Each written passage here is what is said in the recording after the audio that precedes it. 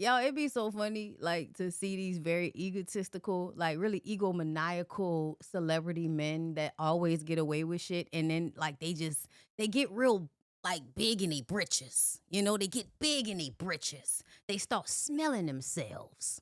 And they think because they were, hold up, my nose peeling, y'all, okay? Hold up. Y'all gonna think I'm out here doing the white girl. I'm not, okay? That's not my drug of choice. I don't judge anybody. I'm just saying it's not my thing. Okay. The time for me to have tried it has passed. Okay. I feel like you should only really be doing cocaine when, you in your 20s. I feel like once you're in your 30s, you can't do cocaine no more. Because then you look crazy. Right? Like that's fun in your 20s. But in your 30s, hang it up. Okay. Now you gotta get holistic drugs. Bitch, you gotta do shrooms the Mary Jane if that's what you like, okay? But you can't be out here doing white girl in your 30s. That's just sad, okay?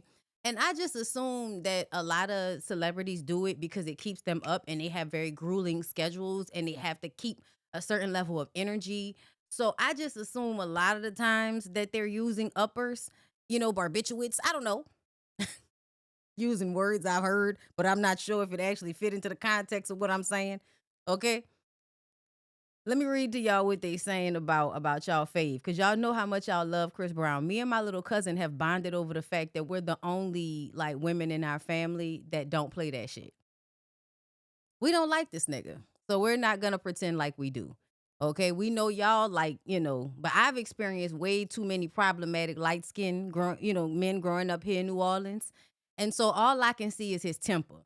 All I can see is him flying across a room at me.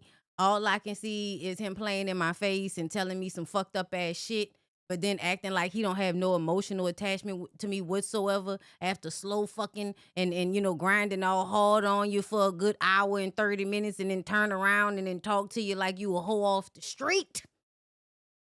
That's what I imagine in my head when it comes to dealing with somebody like Chris Brown. It's cool sometimes, but for the most part, this is somebody that is going to be able to talk to you however they want to talk to you because they're Chris Brown. They're a celebrity, they're rich, and they can always get a new supply of racially ambiguous light-skinned women to fuck on and talk too crazy. So if you're not willing to get talked too crazy, you know what I'm saying? You can be replaced very easily. Okay? So yeah. That's just my opinion, girl. I don't know. I don't know this man. I don't know him. But when people be having violent spurts all the time, and y'all, I know everybody like to lie to themselves and act like Chris Brown hasn't been like having violent assault cases happening almost every year. But whether he's beating up a man, a woman, or several different people, he's always going gorilla on people. Like he's just, he be losing his shit on everybody. And y'all be trying to ignore this. And I'm like, but he's a light-skinned celebrity. Like, y'all don't think that there's an automatic, you know what I'm saying? I got to be a little bit of a backhanded type pimp with you hoe. Y'all don't get that automatically in y'all head? Okay, it just be me. Anyway, let me read. A judge has officially dismissed Chris Brown's $500 million defamation lawsuit tied to a 2024 documentary, Chris Brown: A History of Violence. I think it was on HBO Max or Discovery. They have so it was on HBO Max because Discovery owns HBO Max or whoever the fuck owns all of them. It's a conglomerate, bitch. It's a conglomerate. It's a monopoly. It's a whole bunch of, fugaziness going on with the networks. But yes.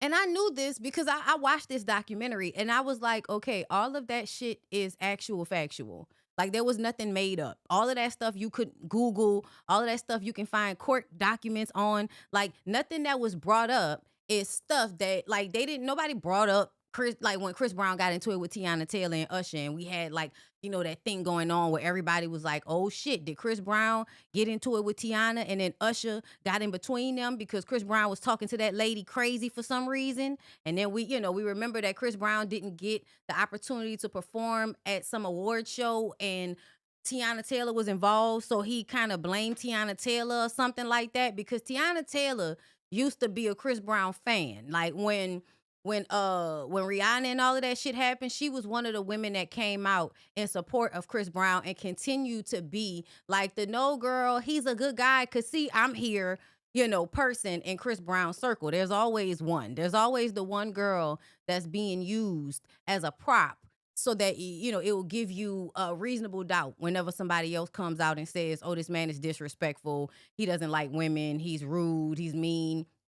Like, you can always have somebody like Tiana that's like, but Tiana is over there, so he can't be all of that bad, like that. So yeah, after they got into it, allegedly, we didn't hear anything else about the Usher situation, and everybody just let that shit go. Something happened. We don't know what actually happened, but something happened, okay?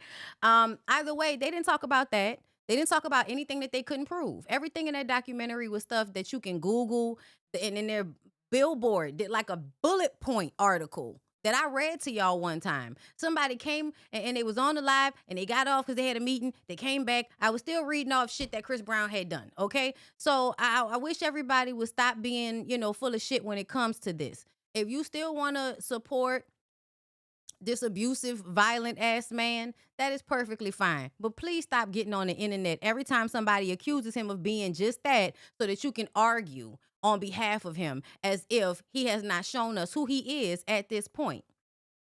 And I don't know how many times I got to go back to stereotypes that are true. Light-skinned men, a lot of the times that, are abusive, they can be, y'all. The reason why is because they grow up with other black kids telling them that you're not black enough. And a part of being black in a lot of black men's minds means to be more brutal, means to be more violent, means to not be scared of confrontation. Like, I don't know why that's what they think, but they automatically assume that if a black person is not supposed to have any fear of confrontation or being brutal, right? So if you light skinned, then you're not black enough. So the way light skinned men respond to that is to become overly, brutal, overly fucked up, right? Overly masculine. They hitting all of the toxic masculinity points that they can, because they want to make sure that you know that they are a black man. And it's weird, but it's what's happened, girl. You can pick out a whole bunch of light-skinned men that have been accused of slapping their women around. And a lot of the times it comes from that space. Now, when dark-skinned men do it, they have, everybody have their reasons. They're all being like built up to be assholes. But in my experience, yes, I have dealt with like dark-skinned men that are fucking ridiculous. Circular arguments and all of that shit, right? Right? Coercive sex and all of that shit. But child, the way the light-skinned men was willing to argue with you about everything, nigga, we know you pretty. Can you calm down? We know you're pretty. We know you're black. Can you calm down? And girl, that's just my personal experience. That's just my personal, okay? And that's not everybody. I have to say that because, if you make a blanketed statement, you have to always add the nuance of not every light-skinned man. So if you in the comments and you feel like I was talking about your light-skinned old man, I was not talking about him. Okay, I don't know him. I am talking about Chris Brown right now. And then I am making a connection to the fact that I always say, because of my experience growing up here in New Orleans, the lighter the man, the crazier the motherfucker is. I'm just saying, you might find a little, a mild-mannered man here and there. Sorry, y'all. Oh my God, they be mad. Okay, listen, y'all know they've been going off on me. Okay, they've been getting in my ass. Okay, I don't give a fuck. Okay, they dismissed the lawsuit. I'm glad it was dismissed. It was stupid. It was stupid. You did all of that shit, but you decided that because and this is why I never believe. Okay. So y'all know how whenever a woman accuses a man of assault and y'all would, a lot of people like to respond, throw them in fucking jail when they're lying, right? And a part of the reason why I feel like I don't really feel like that all the time, if you can prove that somebody is like outright lying and being malicious, fine. But so often the only two people in the room are the man and the woman. So how can you really prove that somebody is lying about how they experienced the sex? It's just her word against his type of situation, right?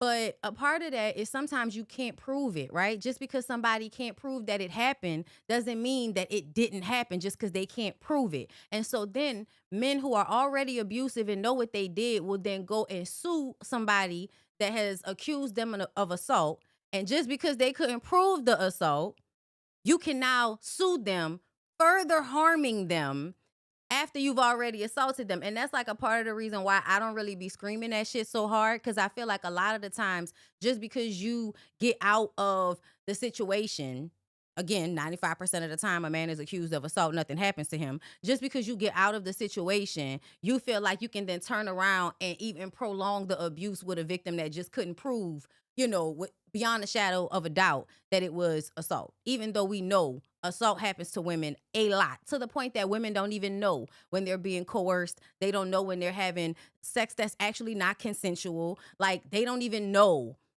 how they've been harmed. Okay, what do we talk about? Lack of sensitivity means you are unaware of where somebody is harming you, right? That's what that means. Lack of sensitivity means somebody's harming you and you can't feel it, so you don't know you're being harmed. Until one day you're a fucking meme. Okay? So yeah. Chris Brown. Yeah, y'all still like him. Is your man on the floor? If he ain't, let me know. Let me see if you can run it, guarantee, and run it. Okay? Listen, problematic niggas all over the place. Speaking of problematic niggas, I want to play y'all the clip that I stitched together, and then we're going to get into it. Let's talk about Corey Holcomb and them. Okay? So this is the one that I clipped, because as soon as I saw it this morning, right? As soon as I saw it this morning, I was like, now he's really upset. Getting all in this man's face, right? You initiated the ass kissing, dick sucking conversation by saying this man was kissing white people's ass, which we're gonna go look at some of Anton's videos. Corey isn't wrong. But to me, this is another moment where two villains are fighting each other. Both people are right, and both people are lying. And that's why I lose respect for you when you start dancing and kissing Caucasian males' ass. But I don't. Don't do that in front of me, because I'm not an ass kisser of nobody. Yes, you are. You suck the dick of white people right now. You doing the easy shit. What you do? Let me tell you what you do. No. Okay, hold up, because I don't know what this music playing in the background. They always fucking you up. So fix doing it right now. I don't suck you. You doing it right now.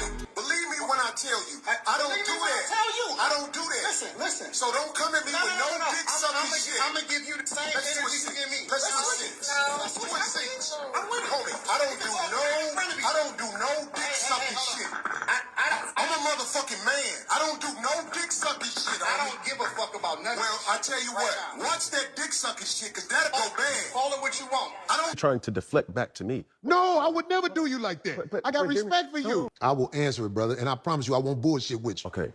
Since you want to take it there. And this is the thing that has... Do you feel like I'm being disrespectful? No. Because I'm not trying to be disrespectful. No, trust me. Trying to be honest. I'm trying to be honest too. You see No, what but I'm I'm saying? saying you had me on your show, Cam, Correct, yes, sir. because of some magnetic attraction we have toward what each other do. As soon as they said Cam, I was like, Cam, hell yeah. Because I don't really go to everybody's show. Yes, sir. But I was like, what the fuck? So yeah, I'm saying, but you have to be responsible for having me on your show, because having me on your show comes with controversy. Because you see how I talk and you see how I think. People are watching because of the magnetic attraction you have. Right. You get what I'm saying? That's what I think you should lead with. So I'm gonna just stop it right there. Hold on, no, I'm gonna It is a threat if you're calling me dick sucking. I don't dick suck, my nigga. Man, fuck what you talking about. I don't dick suck. If you want to get back to the conversation, because you ain't gonna do shit. Because you're not gonna do shit. Come at me with that dick sucking shit again, nigga. You're not gonna come at me with. Say I suck dick again, nigga. So yeah, I thought this was hilarious. Exactly, Mary. Exactly, girl. As soon as I was watching, I was like, now I specifically remember this nigga being at Cam Newton's house gushing. And that's how a lot of y'all are. And this is how we know you actually are proverbially, metaphorically sucking dick. The same thing you accuse Anton of doing with white people, which he does, you do with black men. Specifically black men, not black people, because you don't give a fuck about women or children. You do this specifically with black men of whom you look up to, of whom's dick you might want to suck, if only it meant becoming as attractive as them. A lot of y'all do this. The reason why I know you sucking dick is because you don't talk to anybody else with that respect. You don't seemingly respect anybody else but somebody that you look up to like Cam Newton, which means you kissing ass and sucking dick to somebody who you really, really like. But everybody else, you disrespecting off rip. That also shows me that you don't have a lot of self-confidence. You probably view yourself as ugly and unattractive. All of the worst things that we could say about Corey, Corey has already thought them and felt them very deeply in his being. And that is the reason why he looks up to and pedestalizes and wants the respect and validation of men like Cam Newton, because men like Cam Newton play sports. And they're attractive and they have money. And that's all these men want to be. They don't want to be smart. They don't want to be cooperative. They don't want to be heart healthy. They don't want to have community. They don't want to be respectful. They don't want to have integrity. They don't want to be a person that women would actually like to be around versus having to be paid to be there. They don't want to do any of that shit. But when it comes to another man that is fitting these stereotypical checkpoints for y'all, he's tall, he's athletic, he is somebody that a lot of women want to fuck. Oh my God, you're over there guzzling, dick all in the throat. Dick in the base of the throat. Oh, you sure I didn't? You sure I wasn't trying to be disrespectful, Cam? I would never disrespect you because I like you. You got a magnetic attraction, nigga. Okay? And I'm attracted to your magneticness. Okay? Like, what the fuck? Now, somebody on TikTok, one of the first comments I saw, it looked like they were saying that I was reaching. And I just kind of felt like I'm not reaching. I just can read people much better than most. So that clip that I showed y'all of Cam and him was enough for me to say, nigga, you full of shit. Enough. That was all I really needed. Okay, hold up. Because you think that you can say what you want to say when you want to say it, and that people are supposed to respect the way that you move, but I don't think that you move the way that you're supposed to anyway. I want this thing to be studied, because here's the truth. Brother Anton is talking about everybody else but himself and white men. This is a fact. I like this chat. Let me tell y'all why I like the chat. Everything but himself and white men. No, listen. I told you I want to come back and have a full conversation about it, or we can talk about it right now. I ain't got nothing better to do. Study this episode. Shout out to the shit on Caucasian males. Shout out to the chat. Shit on I'm himself. not gonna shit on nobody. Yeah, you shitted on black people. You shitted on motherfuckers. I feel like I shitted on you. To your face. To your face. Be careful shitting on me, because I feel like you talking shit again. I'm not. Why you keep threatening him as if he's not saying everything that you're threatening him? Like, he said that you was sucking dick several times. He said that he told you what he had to say to you in your fucking face. When you got up and came and sat close to him, he sat right there in front of you, right? I don't know why you think you're punking him. It doesn't seem that you're punking him. Talking shit. I'm telling you. Careful. I'm telling you. You shitted on me to my face, but that shit will lead to some danger. Will we please stop the Trust me. The tough talk? I got security. You got security. Ain't Homie, I ain't got security. Them my people. Cool. Whatever you want to call it, nigga. Oh, so security you not paying. I know that. I know what that's like. That's what lyric is. You gotta hire a motherfucker to be with you. Absolutely. What are you talking about, Corey? Did you just say that he has to hire a motherfucker to be with him? Is that what you just said, Corey? Girl, the way Corey told us, the way Corey just told us on Cam Newton's podcast that he loves a broke woman because he only need a little bit of their time. He want coochie, they need a little bit of money, which tells me you have to pay. And then you talked about your actual old lady and you said you got checks in her name, which tells me you turning over the money. What you talking about? You paying that bitch too. You paying your main and you paying all of the other subsequent women that are willing to fuck you for however many $100s you willing to spend on them. Cause yuck, nigga. The fuck? I was gonna have to hire somebody to See, everybody, like, listen, bitch, when I tell you I will sell my virginity on OnlyFans before I would ever let Corey Holcomb's ass or any nigga that's like him climb on top of me and do his business. I will be advertising feet fetish videos all up and through OnlyFans, bitch. I would rather lick the fucking pavement. Do you hear me? I would rather lick the pavement outside of a gas station parking lot before I let Corey Holcomb climb up on top of me, breathing all hard, sweating and shit. His bottom belly and his top belly touching. I don't know what happened to his dick. I can't feel it. He look happy. I don't think so. 100%. How you be talking? Corey, stop talking tough. Stop talking Homie, tough. you just said that I'm you're not not in the talking tough tough. guy. I'm talking to you You straight are. up. No. Why are you so You easily said you triggered? disrespected me in my face. And then you act like You it was all said that I good. disrespected you to your face. So I'm confirming what you said. You felt disrespected. So I am telling you that I disrespected you if that's the way you felt. What Is else that do you not what want? You said, Um, you said that out of You, your... Corey, you're an overly emotional man, and you're trying to prove something. I don't even like Anton. Let me show y'all why I don't like Anton. We'll come back. 320, 140, that's where we was at. This is why I don't like Anton. Ain't nobody that's alive today that was a part of slavery. Huh? Ain't not one person alive today that was a part of slavery. No, for sure. Most of these motherfuckers that's claiming that they done been through something may never experience no racism in their life. But I guess it's the systemic part that we still. What's systemic about it? Systemic racism? Hmm? Tell me what's systemic about it. I don't see it. Wait, did they change? What's the thing where you got to hire a certain amount of colored people, whatever? That's racist in itself. Yeah, I know. Affirmative action? Affirmative action. Yeah. That's racist. There's some companies that's pulling that back. They're saying, hey, we're, Yeah, they did away with it. Yeah, they're like- largely. yeah. the Supreme Court did away with affirmative action. Yeah. Shout out to the Supreme Court. yeah, I'm like, let's get. That's racist in itself. That Yeah. means that you're not getting in on your merits. You getting in based off of the fact that they had to include you.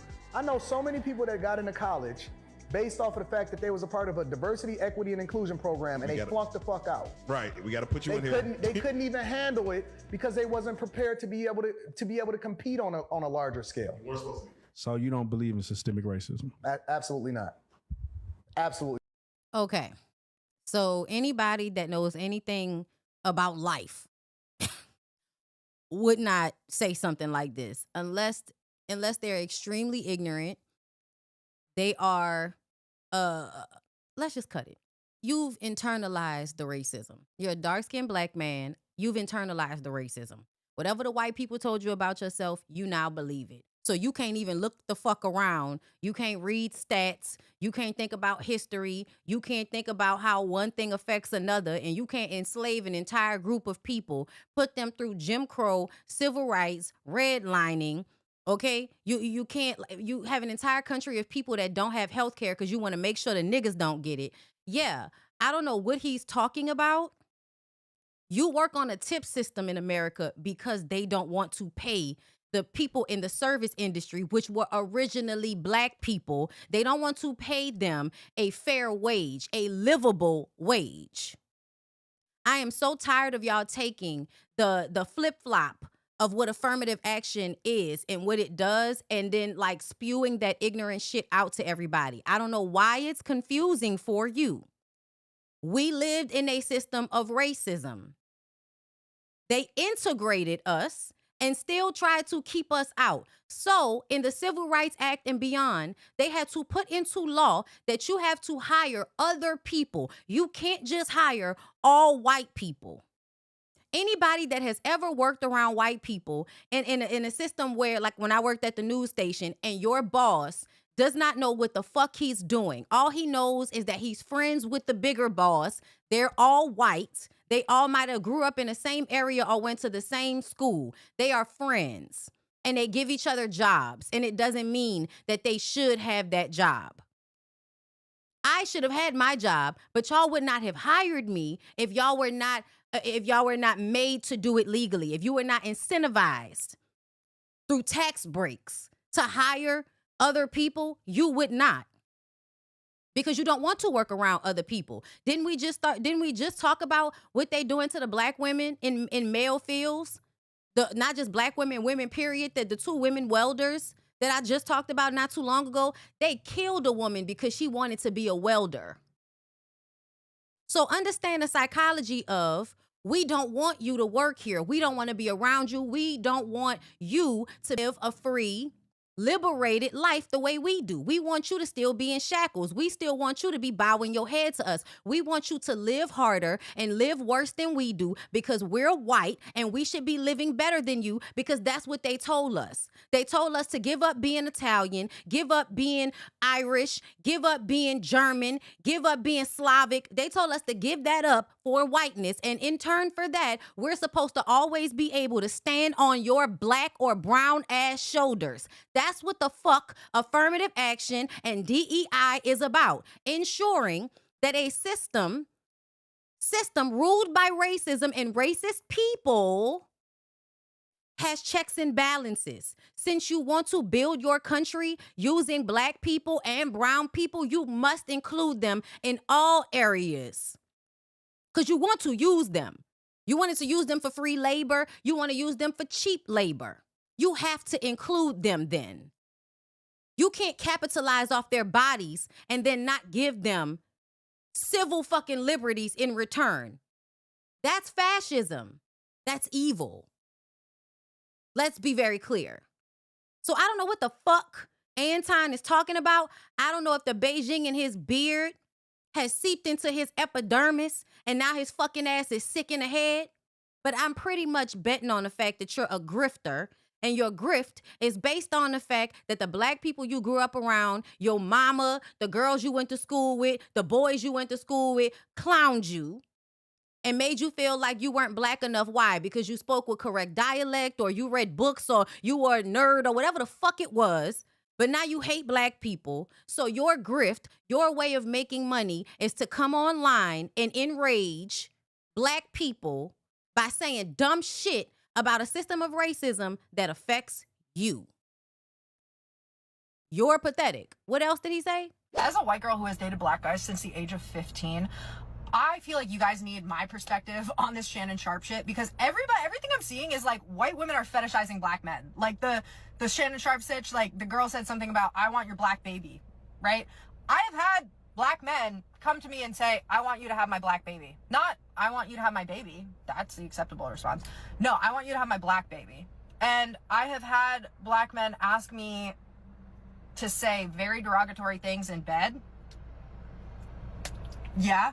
So part of it is not that white women are fetishizing black men. It's like the opposite. And I feel like this isn't being talked about, and I don't want to get any hate for this, guys, because this is my personal experience, but I've had more black men than not mention race in our relationship as like a kink.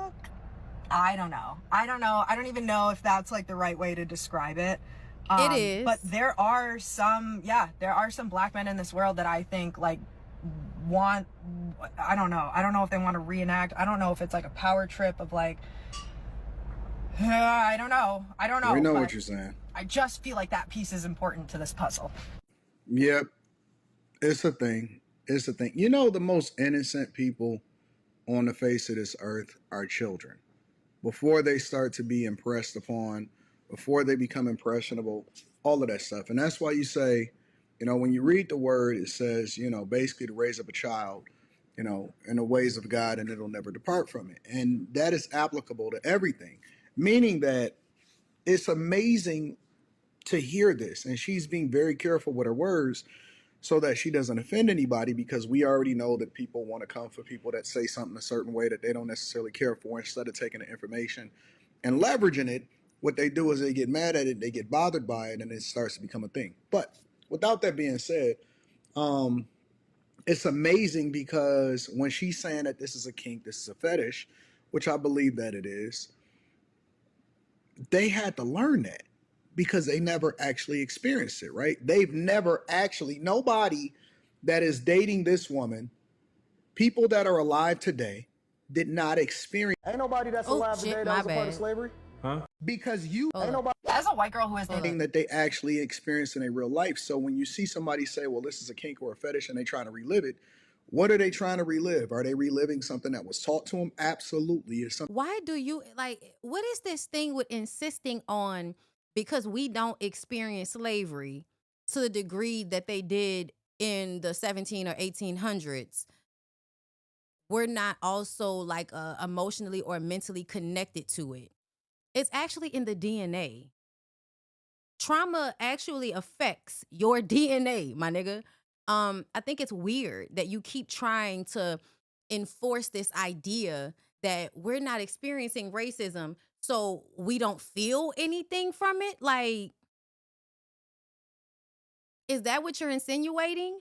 Because as far as I'm concerned, we're Black living in a system that very much reflects racism, maybe not in the same degree, but if we do see things from back in the day that were happening, we would feel an equal amount like of pain. Like, we feel the same pain. That's why a lot of us don't watch old shit anymore. Like, we don't watch slavery movies. We don't watch civil rights. Like, I don't watch stuff like that anymore because I watched so much of it in my childhood that now I feel like I got it. I read books. I know what the fuck is going on. Okay. And if I want new information, I'll read something about it, but I don't have to take part in the trauma porn. I mean, Lord, the trauma porn that black people have to like go through with white people. Cause like that's another thing about the portion of that, Tiana Taylor conversation we were having about the type of roles that black people have to take in order to be awarded. And it sometimes feels like white people know exactly what they're doing, right? White people are looking at these situations like farming our energy. They make a movie about slavery or civil rights and put this trauma porn shit in it. Anytime you watch a TV show and a young Black boy or somebody is driving and the police pull them over, how you instantly feel this fear in your body as if it's a real life situation. Yes, the fear and emotions you feel while watching things on television will have actual effects on your mind and your body. That's why we actually feel things. That's why TV shows and movies and all of that are always that deep. It's always that deep, dumbass, because we actually go through real emotions when we're watching these things. And if we already have a basis for experiencing racism systematically and then experiencing it in our real lives, I don't know what he's talking about. I absolutely was called a nigga by a white boy at the skating ring when I was a kid. I absolutely got treated harshly during middle school because I had all white teachers and they have less patience for little Black girls that, are talkative or want to understand, or little Black girls whose parents have taught them that whatever you're telling me right now is a fucking lie. I don't know what you're talking about. Yes, we experience racism in school. You don't think we felt the differentiation between how they treat white kids and how they treat Black kids when you go to a school that has white kids in it? What are you talking about? You must have never had a fucking job. The rules are always different for them. They get promoted in a different way than Black people get promoted. Most of my managers were white, and a one Black manager that we did have, he didn't have any real power. We all experience racism. The fuck are you talking about? I'm not even gonna let this dumbass nigga finish. Let's go back to this. What we was in this? We good. But We good. Up on me. Yo, We good. I did already. I don't do dick sucking. So this was the remainder of that. I want to go back to this. Because Hold you up. think that you can say what you... I'm right. See, I'll be around better this way. We was and one. so I apologize. Okay? So I am telling you that I disrespected you if that's the way you felt. Is that not what you said? You said that out of your mouth. And so I apologize when you said that you felt disrespected. No. The reason you said you disrespected me in my face because you don't accept the apology because you still talking about everybody else except yourself and white men. I'm telling you what I said. You felt offended by it, so I apologize. All I'm doing is rehashing a conversation that happened. Why are you so easily offended? You still talking about me? It sounds like I'm arguing because I'm right. See, I'll be around bitches and they tell me about myself all the time. Be gone. No. That shit don't hurt no feelings. It's probably better this way. Because I just proved my point. Be down. So you proved the point. Homie, just gone, man. Just gone, man. You gone. I'm not the jet. You done did this before. Get your bitch ass the... Hey, homie, all right, I'm out. Get your bitch ass the fuck on and walk over there with your bodyguard and your bitch, nigga. Walk over there with your bodyguard and your bitch. You proved my point. I got shit to do. You're right. Don't bring bitches up here, dog, that you ain't finna stand on. Remember I told you that. If you got a bitch with you, explain the bitch. Don't ask her to be on my show, nigga. Can she be on the show? I don't know that bitch, nigga. Now get your whole ass the fuck on and pay for your pussy like you got to. Cake ass nigga. This nigga is projecting for dear God. He is projecting for dear God. Oh my God. I don't know what woman he kept calling a bitch, but the way I would have went outside and flatted all of that nigga's tires, fuck is you talking to? What a disrespectful, disgusting shit stain of an individual. I don't know, that lady that's on that podcast with him, yeah, to me, the way Black women have to abandon their own integrity in order to be around a man like you, to be with a man like you, nobody should be around you. And go get you a bodyguard, because the nigga be done slap the shit out your bitch ass.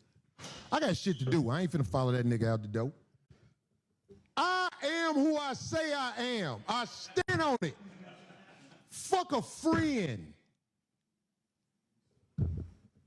Now who the next motherfucker to come up here? Look, he think he all big and bad, y'all. He think he did something. He think he did something. He think he said something smart. He think he did something. What, you beat on your chest and prove that your old ass could run another human being out of that funky ass studio that you in? Like, what does that prove?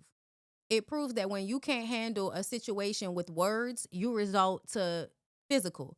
You resort to, I'm gonna physically threaten you. I'm gonna punk you with threatening to put my hands on you because I can't deal with the words that are coming out of your mouth, because I can't deal with an intellectual sparring session. I'm gonna revert right back to the physical, and then I'm gonna act like that made me all big and bad.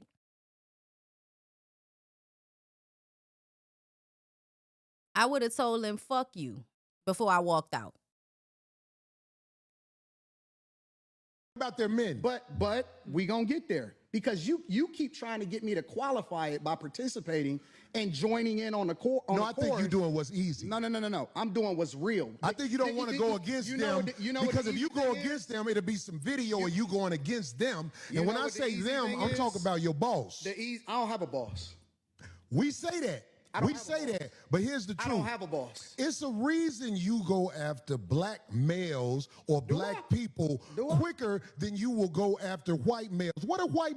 Corey, you don't care about black people. You hate black women. That's why you can't say black women, because you speak on women so terribly. What was the first thing you did? Is start calling some woman a bitch? I don't know whether she was black or not, but the way you start calling a woman a bitch straight off rip, you don't like women. You want him to be over there, chesting up to Massa, and you ain't chesting up to none of these niggas. That's hilarious to me. Males responsible for in this you country. chesting up to him. You ain't, like, when it came to somebody that you might actually be scared of, like Cam or somebody, oh, Massa, you don't think I'm being disrespectful, do you? Fuck out of here. As the downfall I'm an of equal it. accountability smoke giver. I talk about everybody. I'm just saying, I ain't heard you talk about white men since you've been up here. You ain't been listening. You ain't been listening. I've been listening to you. No, you haven't. I hear you taking you don't have the capacity to be able to listen because you're too busy. No. You got me wrong. You're too busy. My capacity that you just criticized, that's an opinion. Here's the fact. Have you said something about Caucasian males and how they destroy this nation? Well, what did I miss? Let's slow down, because you talking. What you mean? No, say something about it, nigga. You're not gonna say anything about how they're shooting and killing everybody. You're not gonna say anything about their degeneracy. You're not gonna say anything about the fact that white males are the highest number of PDF files in this country. Like, we're not gonna talk about that. Because again, neither one of y'all give a fuck about women or children. Y'all only give a fuck about your own dirty, schmegma-filled, musty-ass dicks that don't nobody else want unless money is involved. Oh, but you're not saying a lot. No, you talking loud, and you still talking around. What did the Caucasian male do to America to bring it down? I'm not getting into that. You dancing around it. And that's why I lose respect for you when you start dancing and kissing Caucasian males' ass. But I don't. Don't do that in front of me, because I'm not an ass kisser of nobody. Yes, you are. Yes, you you suck are. the dick of Will you- black people Yes, right you now. You doing the easy shit. What you do, let me tell you what you do. Nah, 'Cause see, homie, ain't nobody let me gonna tell you something, Ain't homie. nobody gonna tell you. I don't Ain't nobody suck gonna dick. tell you. I Yeah, don't you do. suck Yeah, dick. you do. So fix You doing that. it right now. I don't suck You dick, doing, homie. you doing it right now. Homie, believe me when I tell you, I don't Believe me do when that. I tell you. I don't do that. Listen. So don't come at me with no dick sucking shit. I'm gonna give you the same. Let's switch seats. I'm with it. Homie, I don't do no dick sucking shit. I'm a motherfucking man. I don't do no Scott dick sucking versus shit. I don't Mega give a fuck Scott. about none of Well, this I shit tell you right what, now. watch that dick sucking shit, cause that'll go bad. Call it what you want. I don't do no dick You sucking, say a homie. lot of shit that I don't fuck with either. You talk Okay, about but what you talking that about, gay nigga? shit, oh, you I go. don't give a fuck about what you talking Hey, about. homie, I tell you what. I'm right here. Don't put You no switching dick seats sucking don't mean shit. to me. Don't put no I'm from dick sucking Detroit, shit on me, nigga. I'm from Detroit Hey, I now. suck a dick again. I'm right here, right now. All right, that's what I'm saying. He already said it, Corey. Respect you. Dance around it. Dance around it. No. I don't do no dick sucking shit. I'm gonna respect you because it's your platform. I wouldn't respect him. I don't give a fuck if I'm on your platform or not. If you disrespect me, I'm disrespecting you, especially in that moment. Are you serious? I'm on whatever you on, nigga. I'm a Gemini, so that, you know. We're out here to have a conversation. We good. But We you're good. not bossing up on me. Yo, We good. I did already. I don't do Nigga, dick we can put sucking the shit. microphone right down, Yo. right now, and go on our back. I don't give a fuck about this shit. Homie, you just running your mouth. I'm not running my mouth. You I'm running saying your it right mouth. now. I don't do You no doing dick this shit for sucking the shit. internet. You doing it for the internet. Now, if you want to say your time, no, hold on. If you want I'll to say show Anton, you I ain't doing it for the internet. if you I'm want to saying, say Anton, I'm saying, listen, don't The disrespect. funny part about it is Corey is really, really upset because he feels like Anton is sucking white men's dick. Anton says, nigga, you sucking these niggas' dick. And Corey actually like does the same type of shit, right? We saw him with Cam, and I'm sure there are so many other times that he's been in front of a man that he admires, and you could just hear the slurping sounds in the background. So, you know, I think it's so funny that he's like losing his shit over gay shit. All of y'all niggas are homoerotic. And this level of anger towards this man, the way you getting all up in his face, I don't know whether y'all are gonna fight or fuck. Cause like this amount of energy, like it could quickly switch over. You know what I'm saying? Like in my experience. let you like finish. that. If you want to say Anton, don't disrespect me like that, I'll respect you. But don't boss up on me because you said a lot of shit to me today that I don't fuck with either. But I let that shit ride because you don't know me. And you shouldn't have let it ride. You shouldn't have let it ride. You don't know me.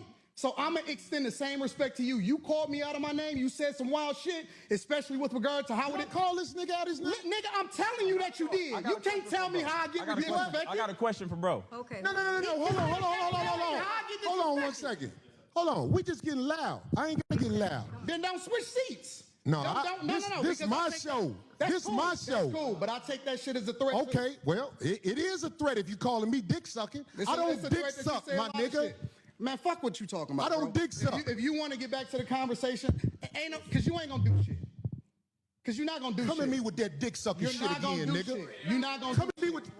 Say I suck dick again, nigga. We can go I'll out back show you right who now. the fuck I am. We can go out back right now. I'm with it. I bet you won't say that shit. We can go out back right now.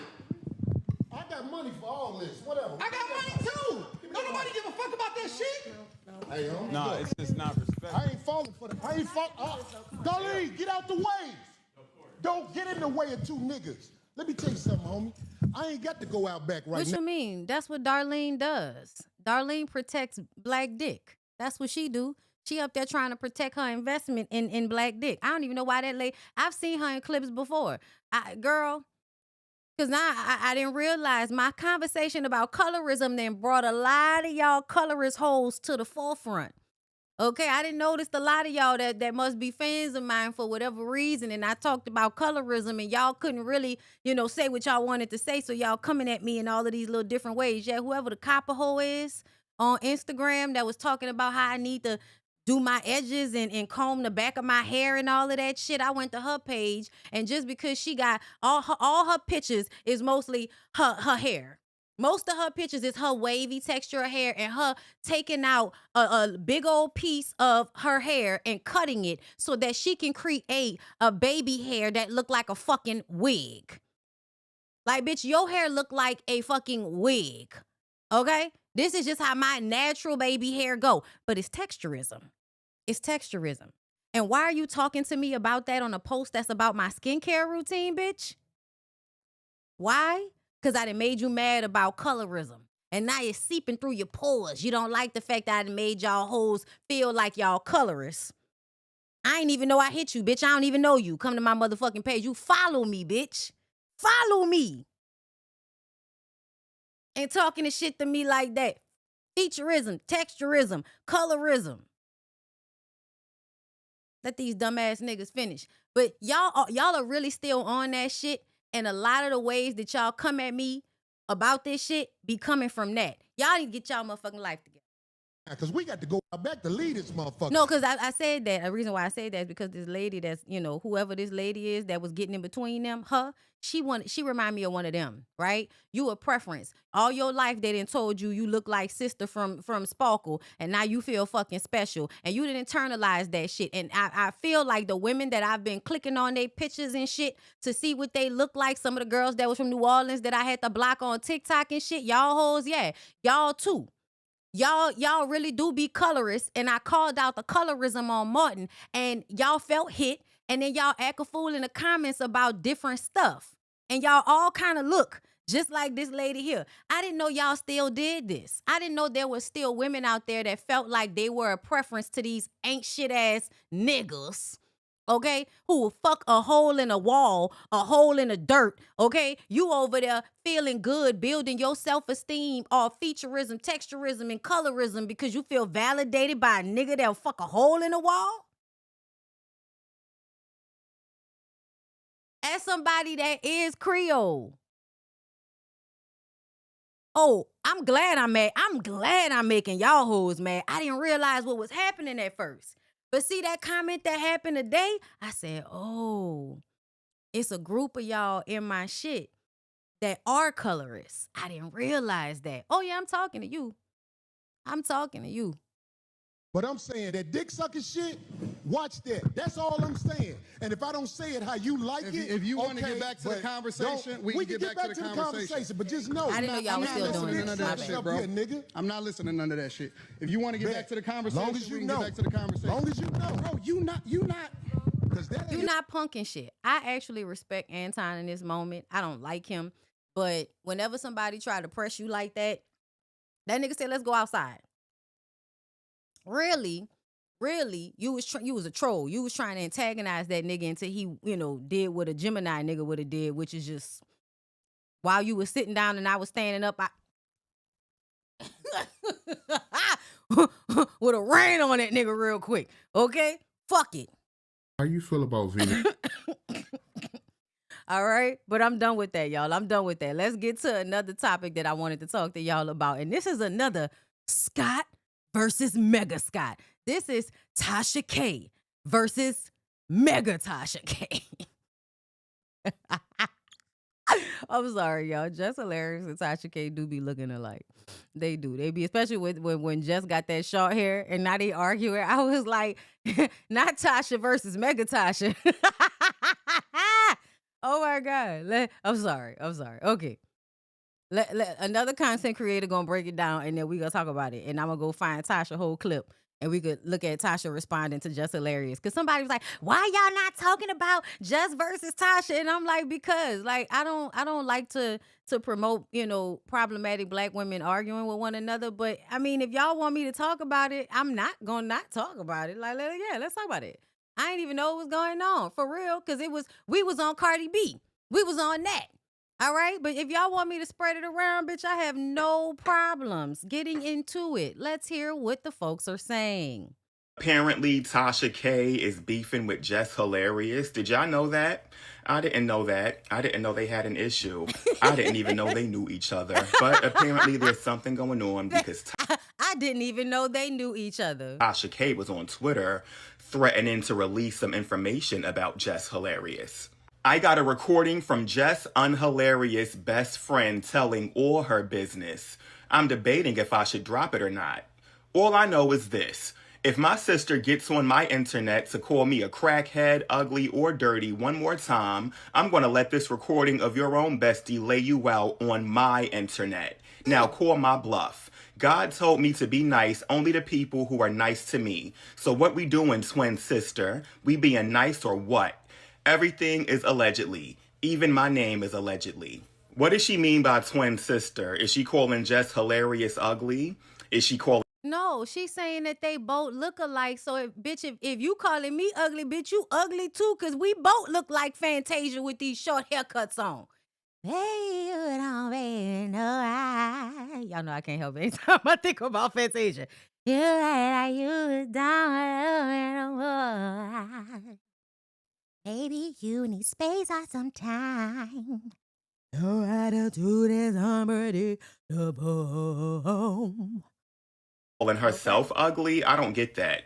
Anyway, Jess hilarious. If this is true, you need to check your friends. My friends don't do shit like that to me. Me and my friends actually like each other. And even the friends I'm not friends with no more, we don't spray each other. Okay, let me tell you something. I do pick me a classy bunch. And I say shit sometimes because they really could, at times get up here if they wanted to. I wouldn't give a fuck because if I did it, I did it. But like, what we gonna do now?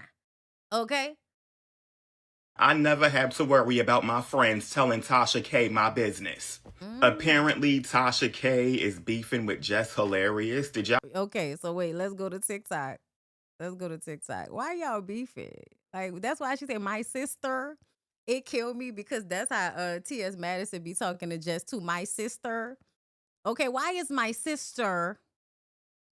Like, bitch, don't you ain't that different from me, bitch. Okay. You ain't that different from me, bitch. Me and you are never apart. I could never look like Tasha K. Ever. I would have to do so much crack.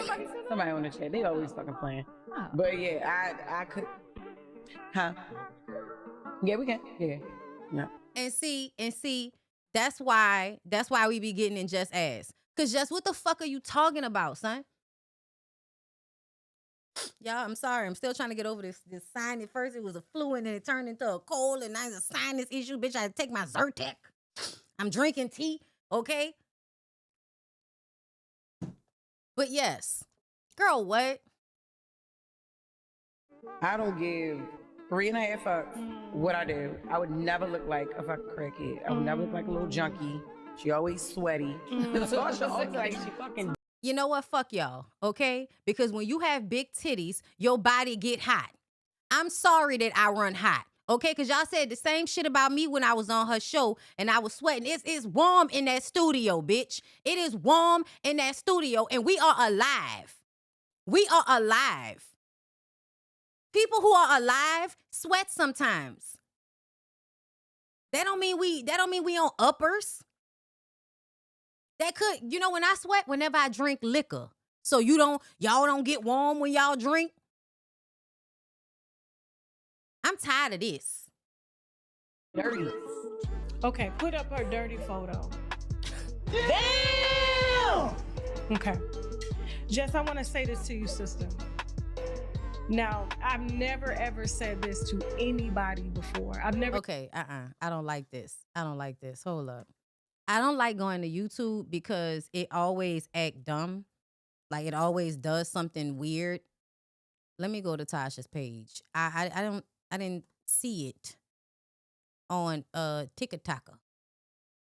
Hold up, let me find it. Let me find it. What is it? See, that's what I'm talking about, bruh. It be too hard sometimes to find these things. I know she did it on YouTube, and I just didn't want to use YouTube, y'all, because like I said, YouTube be fucking tripping. Whenever you try to share screen on YouTube, it does weird shit when you're actually live from YouTube. Hold up, I'm looking through her shit. Let me see. Maybe she didn't post it over here yet. Okay. I'm gonna have to text. I'm gonna have to text Jasmine. Jasmine, put this shit on TikTok. Okay, y'all need to start putting Tasha's shit on TikTok and labeling it so I could easily find this shit. Okay?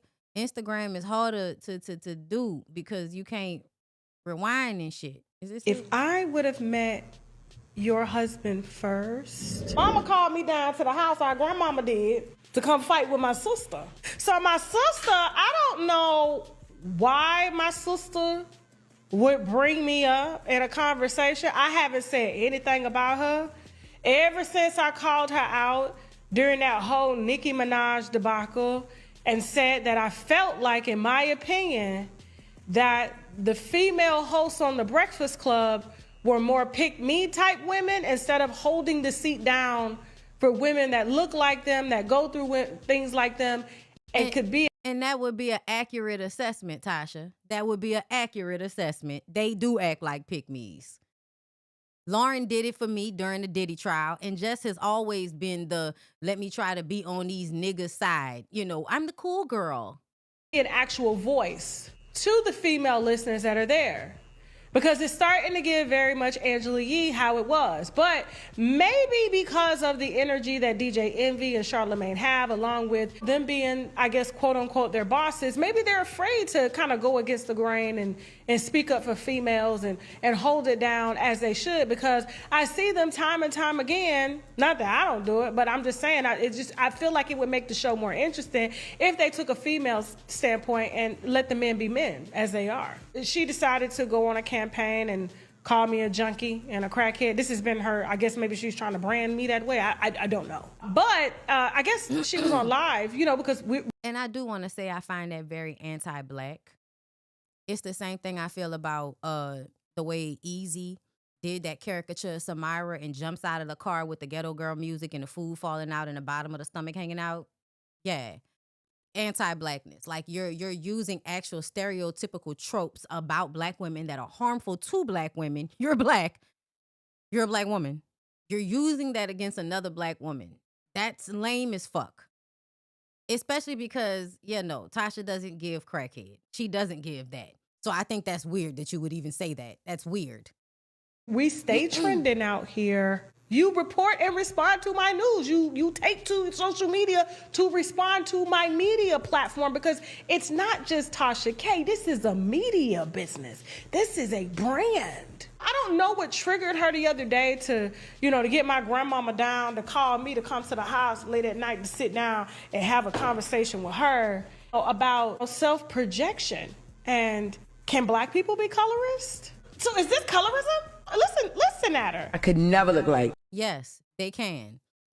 As we talked about with Tashina Arnold and Ari Fletcher. Yes, and that's why it's a systematic thing. That's why colorism only works one way, right? Because the idea is that light skin is better, which means light skin should be protected more. Light skin should be, that's another reason why, light skin being seen as more frail or needing to be protected by other people.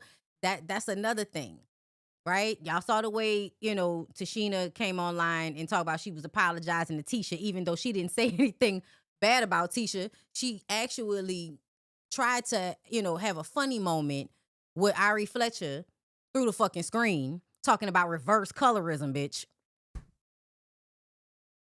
It's because you've internalized it.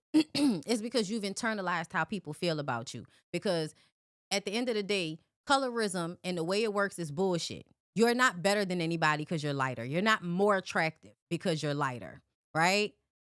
None of the stereotypes actually mean anything. But when people decide to actually treat you like shit based on these stereotypes, they are very, very, very real for the people that they've hurt.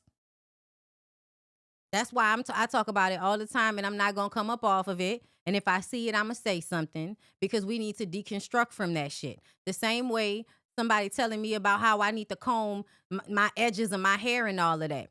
I always have my baby hair plucking, because this is how my baby hair has always been. If I post a picture of me when I was a fucking toddler, this is how my hair looks. It's always how I've worn my hair. But there are times when I don't do all of that. When I don't take the time to brush it. They're locks. It is meant to be a protest to always having to look nice and neat for motherfuckers. Because y'all's version of nice and neat is meant to help us, assimilate into white culture. It may not be exactly white culture, but it is meant as a tool in order to assimilate into white culture. And so now that I am unlearning those things, I don't have to fucking show up with slick edges every time somebody see me on social media. It is. Somebody told me that today about my hair. Featureism, colorism, texturism from other black women that look just like me. But because you've internalized it and you think it means something about you that you lay your fucking baby hair every night, I don't have to lay my baby hair every night, bitch. I don't want to either. I don't care to. Sometimes I go to sleep with my locks just on my satin pillowcase doing whatever the fuck they want to do, girl. It's called freedom. Because I grew up in a hair salon having to always worry about my perm hair getting wet and how much time it took and how much it hurt every time my mama would comb through my 4B long-ass coarse hair.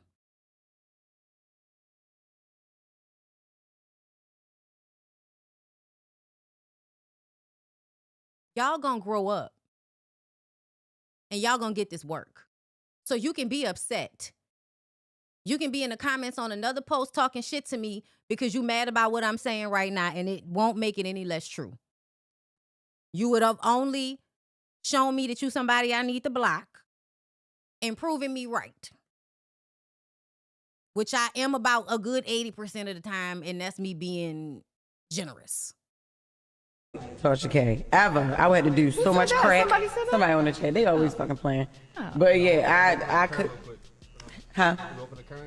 Yeah, we can. Yeah. I don't give 3.5 fucks what I do. I would never look like a fucking crackhead. I would never look like a little junkie. She always sweaty. Tasha always like she fucking dirty. I'm dirty. I'm a crackhead. Yeah, I am sweaty because I got big titties. Hello. I got big titties that are real, and I got a big ass that's real. Okay. I didn't have a BBL, and a lot of my viewers about having one, only for my cousin to come out here and have you face down, ass up on a BBL table. You said, but it's mine. I don't get fillers under my eyes to create, because your eyes are very hollow. This is a good picture of her. I told Jasmine, make sure she gets a good picture of her. This is her in a full face of makeup. I wasn't even gonna do it to y'all without you wanna see it without makeup, Jasmine? You got something without makeup? You got something without the lip fillers? You got something without the fillers and the Botox under the eyes? This is all natural, baby. I ain't even got no makeup on. All I got is my eyeliner. I got some line right here. You put this on the internet. You put this with the sunken cheekbones. You did this. I don't know what I did to warrant that. I don't know, and I don't care. But what I do know is that, Jess, I've been on this internet natural. Natural eyes, natural lips. I don't have no lip fillers, never had them. You getting up on the internet looking like Finding Nemo. You pumping your lips so damn big, making it look like you eating and sucking ass. Your eyes is hollow. But besides the point, like, we look alike. We're both dark skinned, both bald head, both look like crackheads. Both got veneers. My ass is real. I don't have a BBL. My titties is real. And so where all this colorism and projection is coming from, maybe you thought you would come up after old girl and you thought it was cute. You saw what they did to her. Everyone knows that you're trying to laugh at yourself before they laugh at you to make it seem like you made them laugh, but yet you're just insecure on stage doing comedy, thinking that is the real way of doing comedy. That's why they're walking out of your shows. That's why you had to go down there and get a job. You had a podcast on YouTube. Nobody listened to you. Am I lying, Jasmine? She had a podcast for the longest time. Nobody listened to her because she has to edit herself. She can't read right. She can't add right. Jasmine? To act. So school me, right? Because I didn't go to college. So if you get a check for, like, let's just say $1,200, how much do they garnish? 15%. So what's that? I don't know. It was $1,200 is about $180, $200. Hold on now. We got calculators right here on the phone now. 1,400. What'd you say? Like 1,400, 1,500. No. I mean, damn, my bad. 100, no, 150 or like. Because 10% would be 120. Right. So it'd be like 140. All you gotta do is ask the phone, huh? What is 15% of 1200? They're gonna be like, she can't read or do, man. The you know, we ain't gotta keep on. The point Tasha is making is that, bitch, we look alike. And like I said, your ribs of meat are from the colorism, featureism, and texturism that everybody has internalized in this fucked up system that tells y'all that whatever is white is better. Okay? And I'm sorry, but as somebody that prides themselves on like, this is how I look, okay? And I've always felt that this is great, so I don't necessarily feel like I want to fuck with it, right? And it's also like a protest against it. Like, it's not that I don't feel sometimes, oh, I might want to go get this done, or I might want, you know, should I go to the dermatologist? I'm like, girl, do you think I need anything? And the white lady is looking at me like, stop being ridiculous, right? But I'm doing it just like everybody else doing it. I'm looking at myself all the time and questioning, should I do this and should I do that? And I tell myself, you better fucking not. Don't you play with us like that. You better let us age gracefully. Because look the fuck around. The people whose faces got little lines in them, but they faces move. You would rather look like them than look like the ones that have done shit to themselves and they look weird. Yeah, I don't, or, you know, that shit start making your face look like a mask and it's real weird. And I already got big ass cheekbones and shit. I'm already a face ass person. You know what I'm saying? So, you know, I really feel like I didn't realize before, but I really look like Native American, like to me, like the way my cheekbones and eyes and shit are set. And like, we knew we had Indian in our family, like, you know, not in an ignorant way. We mask Indian. My family mask Indian in New Orleans. We've done it for generations. But like now I feel like I really be seeing it and shit. Okay. But anyway, yeah. The truth of the matter is, it is a flex to be up here putting your face on the internet every day and never fall into the trap of feeling like you gotta go fuck with yourself. And that's not to make anybody else feel bad about the things that they do to feel whole. All the gender affirming care that women go to get in order to help them retain their looks. I also have not had children, so nothing has fucked up my body, right? So I'm not judging anybody for what they do. But I do feel like if you can get online with all of your fake shit flexing about how hot you are, I definitely feel like it's a flex to not have to do anything to yourself. Okay? Like, it is. Tasha talks about everybody unprovoked. She talked about Boosie and his diabetes, but you better not say nothing about her or its colorism and featureism. No, in this situation, it absolutely was. Like, I understand that you may feel that way about her, but in this situation, it absolutely is. And I don't know what you mean, like, unprovoked. And then you mentioned Boosie right after, girl. Don't nobody give a fuck about. Boosie is over there having grown women fuck his children, being homophobic to his daughters, and buying cars and taking them away. Beating on women, possibly unaliving people. He's not a good example. Find somebody else that she talk bad about, because these niggas get on the internet and put all of their life and their business and their ignorant mindsets for everybody to hear. But as soon as you create a channel talking about these motherfuckers, now you just unprovoked talking about people. No. Now we can argue about other times, but this one right here, this specific one, nah, she's not wrong. She's not wrong. Okay? It is absolutely a flex as a woman, I believe, to love yourself, especially in this space, on the internet, for whatever reason.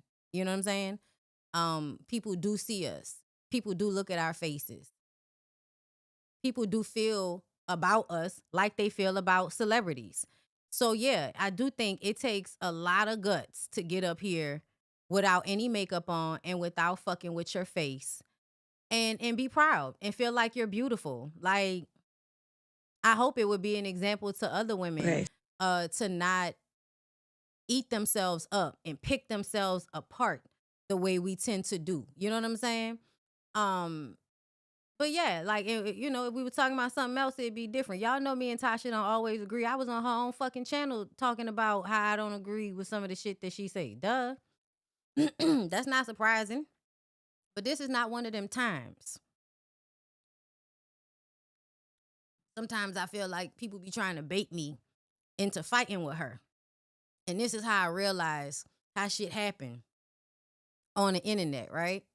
Because you'll do business with somebody, but people really want some drama to have happened, right?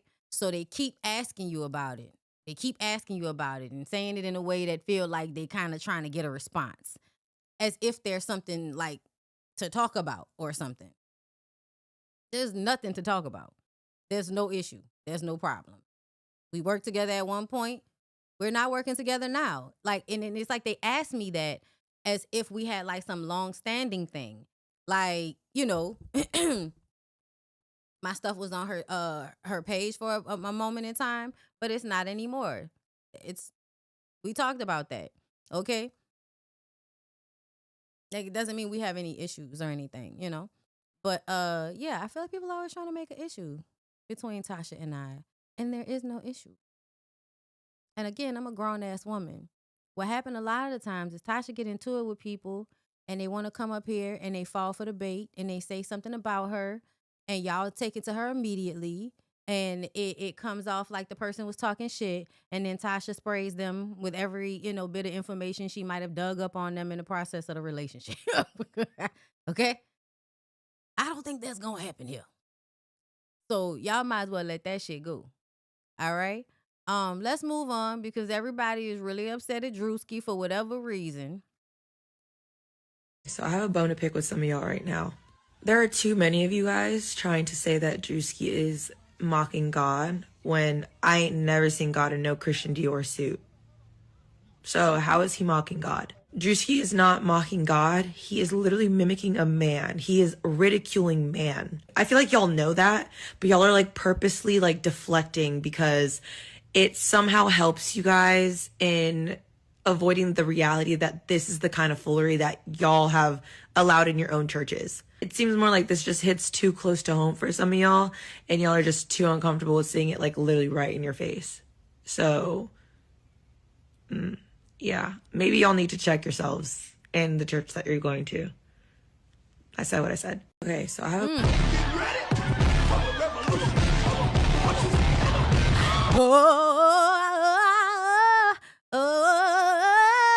Do you want a revolution? I said, do you want a revolution? Please. Wanda told us earlier this month that she could not have a baby anymore. So I impregnated her with the word of God. I'm going to impregnate everyone with the word of God. This is how them niggas be up there talking to y'all, though. This is exactly how them niggas be up there talking to y'all, like making sexual innuendo in the preaching. And this is how you be a succubus. It be a succubus for the women that's in the church. Y'all remember TD Jakes? Have you ever been caught up in the swallows? Nigga, have I ever been caught up in what? You gonna get pregnant with the word of God. You gonna get pregnant with the word of God. You gonna get pregnant with the word of God. Impregnate. I had somebody in the congregation. Nigga, Heavy D would be proud. Asked why I'm wearing Christian Dior and Christian Louboutins. Cause I'm a Christian and I walk in the blood of Jesus. Give him some praise. I'm a Christian first. And I walk in the blood of Jesus. Okay. Give him some praise. Give him some praise. Why he flexed his feet like that? Oh my God, this nigga is so insane. Let's see. I don't know who's offended. Let me see if I can find that other clip. I don't know who's upset about this. But I thought it was hilarious. I did think it was quite hilarious. Oh yeah, this is the nigga that was upset. Drewski's bitch ass trying to downplay church, and I ain't going for it in Jesus' name. Did he say Drewski's bitch ass? Did this man say Drewski's bitch ass? Who is this? So Drewski's bitch ass trying to downplay church, and I ain't going for it in Jesus' name. Everything we got in here is because of God, blessings, y'all donations, and my donations. It's all for the church. Praise the Lord. And I'm gonna say it again. Fuck that fat bitch. So Drewski. This also has to be a skit. This has to be a skit. Ain't no way, girl. Ain't no way. And then wasn't like, okay, so I thought he was talking about, is it Mike? Is it Pastor Mike? Is that the man name? Pastor Mike. Is it Mike Todd? I think it's Mike Todd. It's AI. Okay. Basically, this is not AI. Making fun of people like Mike Todd. Let's talk about it. Now, if you don't know who Mike Todd is, man, he a youth pastor, a pastor from... Oh, my God. Nothing you can say can tear me away from my God. My God. Nothing you could do, 'cause I'm stuck like glue to my God. My God. I may not be a movie star, but when it comes to being happy, we are. It's not a man today who could take Oklahoma, me away he's an author, from my etc. God. Long story short, man, he very controversial. A lot of people got a lot to say about his practices and I guess the way he preach or whatever. Long story short, Drewski just did a skit. Like I said, I did a video on it and he pretty much is mocking people that take advantage. Y'all said it was AI, but this nigga actually has a car. I was like, okay, it's AI because they had a car back there. This nigga got a car at the church. Oh, to the church. And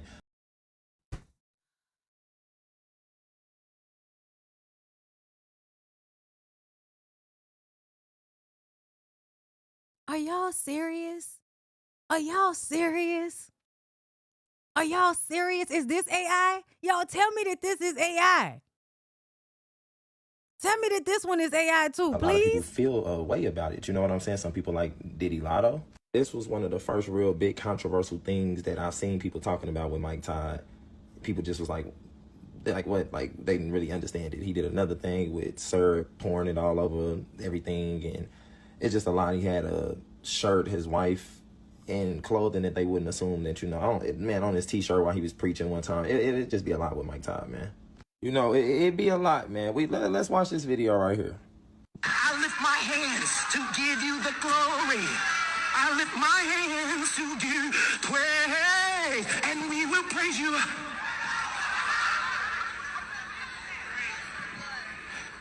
It's just a temple. Syrup all over the communion. Don't care so much. Over the Bible, too. Hey, man, a lot of people just feel like this man is a fraud. And this ain't just stuff I'm basically making fun of people like Mike Todd. Y'all going to this man's church? This is what the young men are wearing today. The only thing missing is a Birkin bag. It's like them women didn't. First of all, that had to be AI. But it was like all of y'all were alive in the 70s. Have y'all ever seen an Isley Brothers album cover? Listen, I just got a simple question. How long are we going to pretend that this is normal? How long are we going to pretend? Well, actually, what do you mean normal? That this is normal. This is not normal in any shape, form, or fashion. Well, what? I mean... This is not normal. So is the problem that he's gay, not that he's prosperity preaching and pimping his congregation? And most of us wait till we get to the dark hour to begin to worship God. God said, that's why I wanted you practicing all the time. Oh, yeah, y'all. This man might as well be a lesbian. That's why I wanted you to wake up every morning and bless the Lord. That's why I wanted to teach you language. I needed you to read the word so you could get it on the inside of you, because in your darkest hour, when you get pressed, what's in you actually comes out. And some of us, when we get pressed, we just start cussing at everybody. When we get pressed, we start blaming everybody. Oh, I just said a big one right there. If my mama didn't would have treated me right then, I wouldn't have been. You 62. No, let's be honest. You got great grandkids now. And you still blaming your mama for your anger issue? You must have never come to the king in worship and traded your sorrow for his joy. Some of y'all. Wow. Oh my God. Oh my God. I'm Need therapy. Matter of fact, all of y'all need, where the camera? All of y'all need therapy. But in addition to going to somebody, Evil is good. That's what I think. It must be. yourself every day at Dr. Yeshua's office, where you begin to get on your knees. Oh yeah. Oh yeah. Oh yeah. The zips are made for walking, and that's just what they'll do. Cause one of these they boots are gonna walk all over you. Yo, man, let's talk about it, because since we talking about Mike Todd and everything, bro, let's So this is talk the about person a that few of his Drewski was doing antics, this man. after. I am man, floored. I just did a video I am floored. on Pastor Mike Todd, or whatever you want to consider him or call him. But long story short, he done blocked me. He blocked you. He blocked you, nigga. Damn.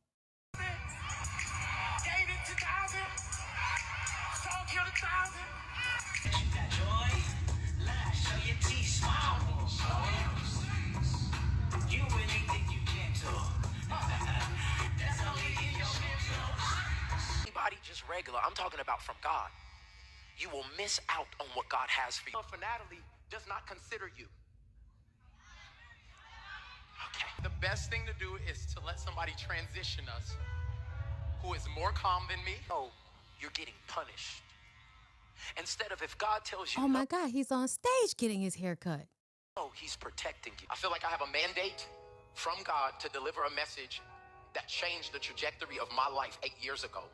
And one thing that I told God is, if he ever gives me Doesn't red mean stop? a secret or a key to the kingdom, that I would share it with as many people as I.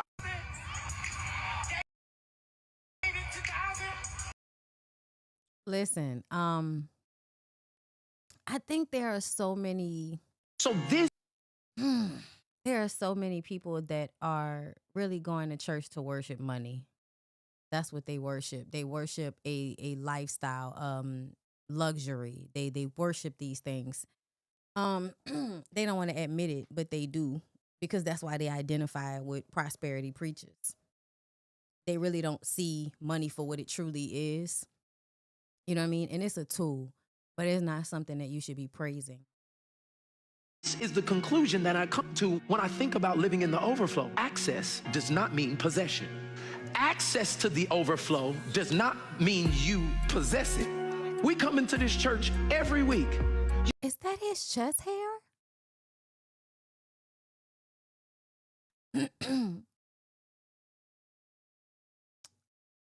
You know, you don't need church. Y'all do know that, right? Like, even if you wanted to, hey, even if you know, that's your religion, you don't have to do this part, right? You don't really have to do this part. The Lord said that you could be at your house. The Lord said that you could be at your house. The Lord didn't say you had to go.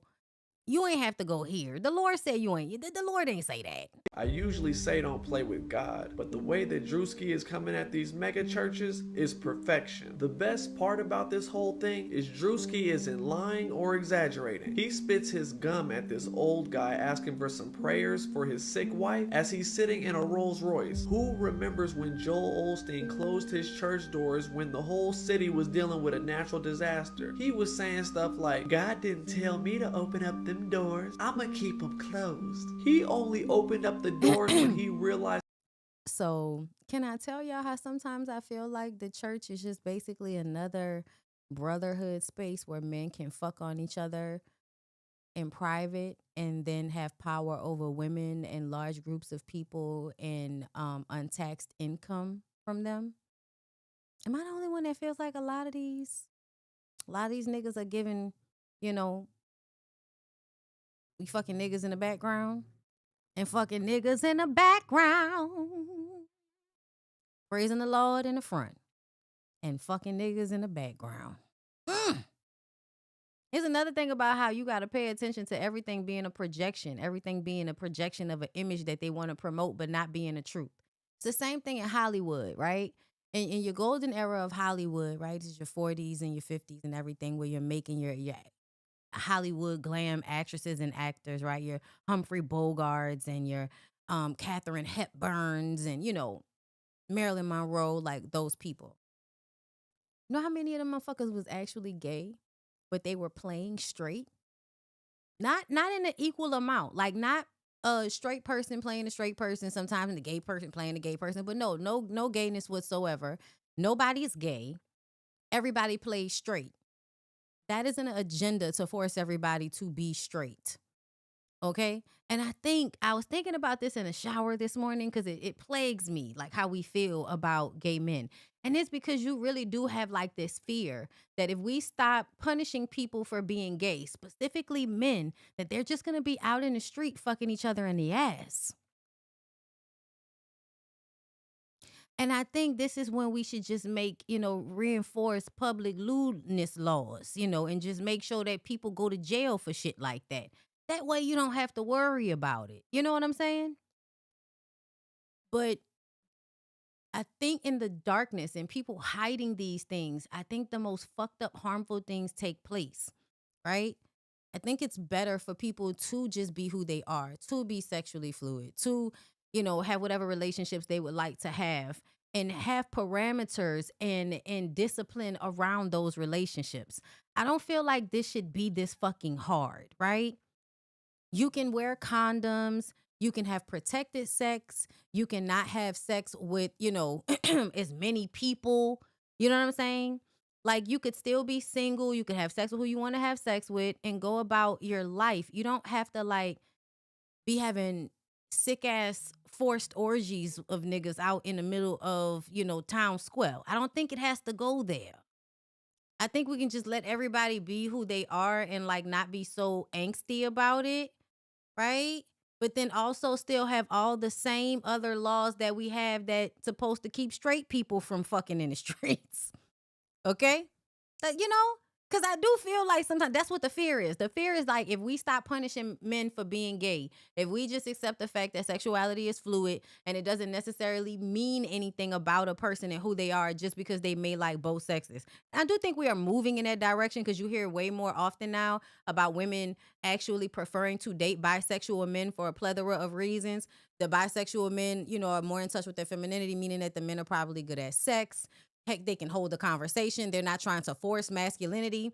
But I think in our minds, if you allow a man to be feminine in any way, he's going to be getting sassy with you, right? And nobody wants like a big ass sassy nigga. Like that's, you know, that's scary. Like for you to have like the emotions of a woman with the way you deal with me, but then also have the strength of a man. Like that's scary for you to, because a lot of us feel like it is safer for a man to, you know, be stronger, but have a level of stoicism. And that's where trying to stop people from acting feminine comes from, right? Because if they're acting chaotic and feminine, then they're scarier. That's another thing that I think plays a part in like the psyche of why we feel the way we feel about men just being gay. But, you know, I think that sometimes hyperfemininity happens because there is such a repression.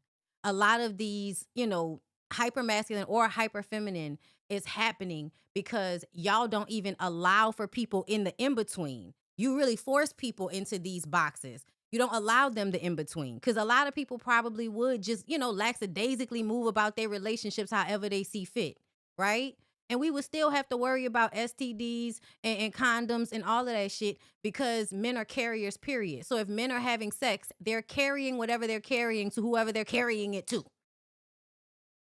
We have to like unwrap our minds. So yeah. all the backlash he was getting. He doesn't care about the people. Learn to say no. I have a few questions about this skit though. Like, where did they get this rope to And hold? he's done many other problematic skits.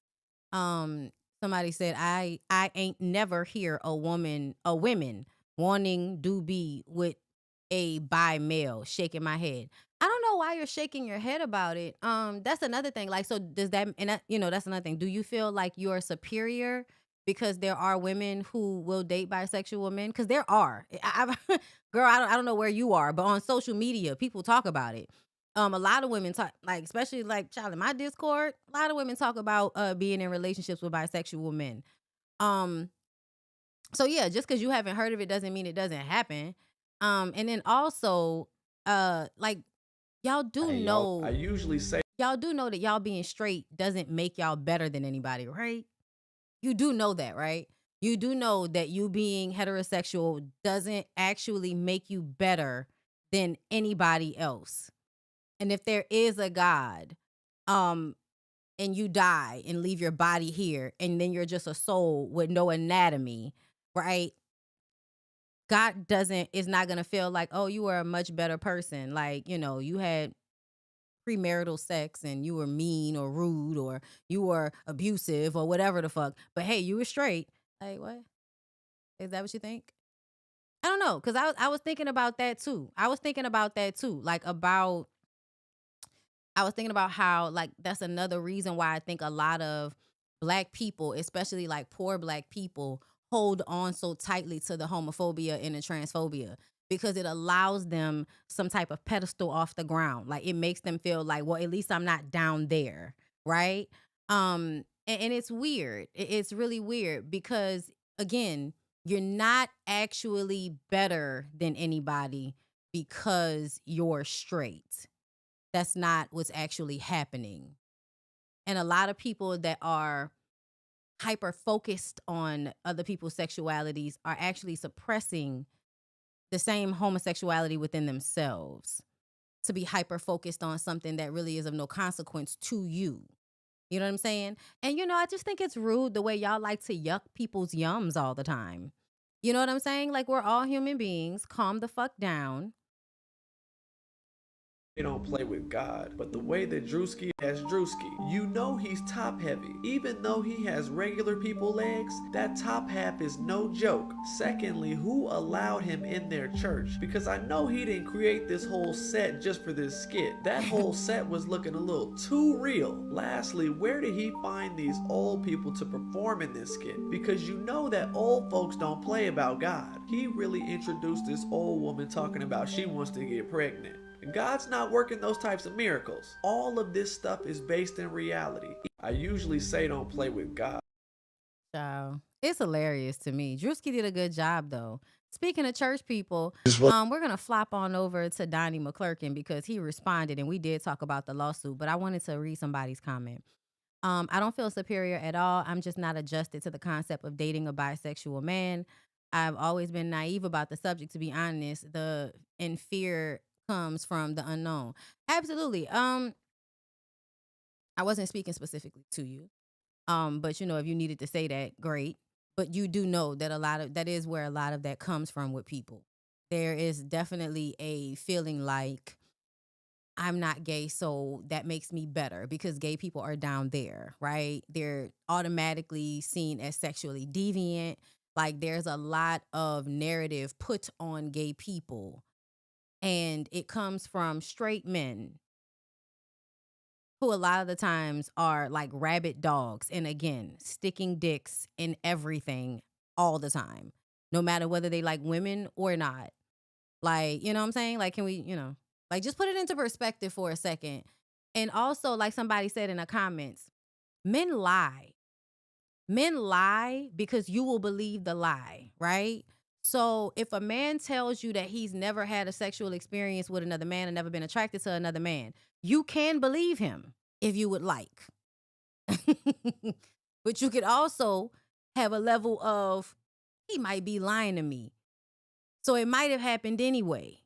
And so I probably should, kind of think about how uncomfortable I feel about that, because essentially a person could be lying to you at any time about that. and just not tell you about it?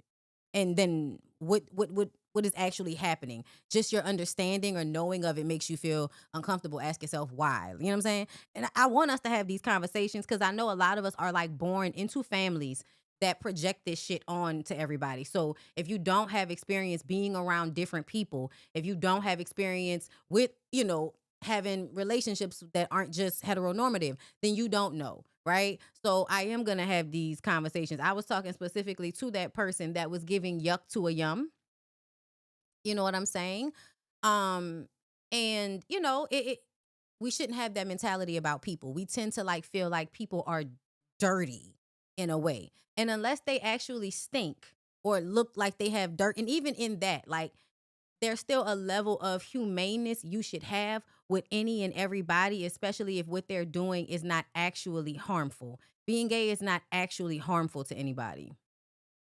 Assaulting people is harmful. But again, I always say you don't have the same, because people bring up buck breaking a lot, right? And I'm like, essentially buck breaking was rape. Men raping other men in the context of dominance, exploitation in slavery, right? Women were also raped by not just the white slave owners and overseers, but also black men during that time. Yet, you don't expect, or actually you get upset when black women as a whole have an aversion for black men or men specifically. If we don't trust men, if we are hypercritical of men, you say that we hate men, and y'all look at us like we're some, like, you know, I don't know, angry cat people with dry coochies or something. I'm not exactly sure what the visual is in people's heads. But you know,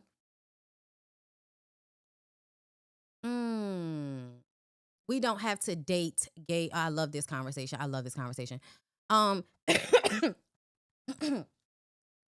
We don't have to date gay men to accept and support their community. We don't.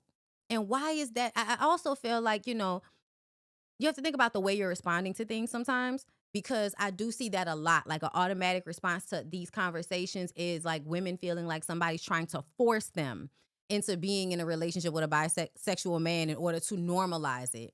We want y'all to be less harmful to other people, right? But essentially, what people are doing is what they are doing. And if a man has sex with a woman and they break up, and then that man has sex with another woman, and then that woman has sex with another man, like everybody is having sex essentially with other people, no matter whether they like it or not. A woman can get an STD from a man and then give it to another man, and that man can give it to another woman. So essentially, you think being straight in your mind is saving you from getting whatever the dick juice another man has because he didn't directly put his dick into another nigga's, you know, plot.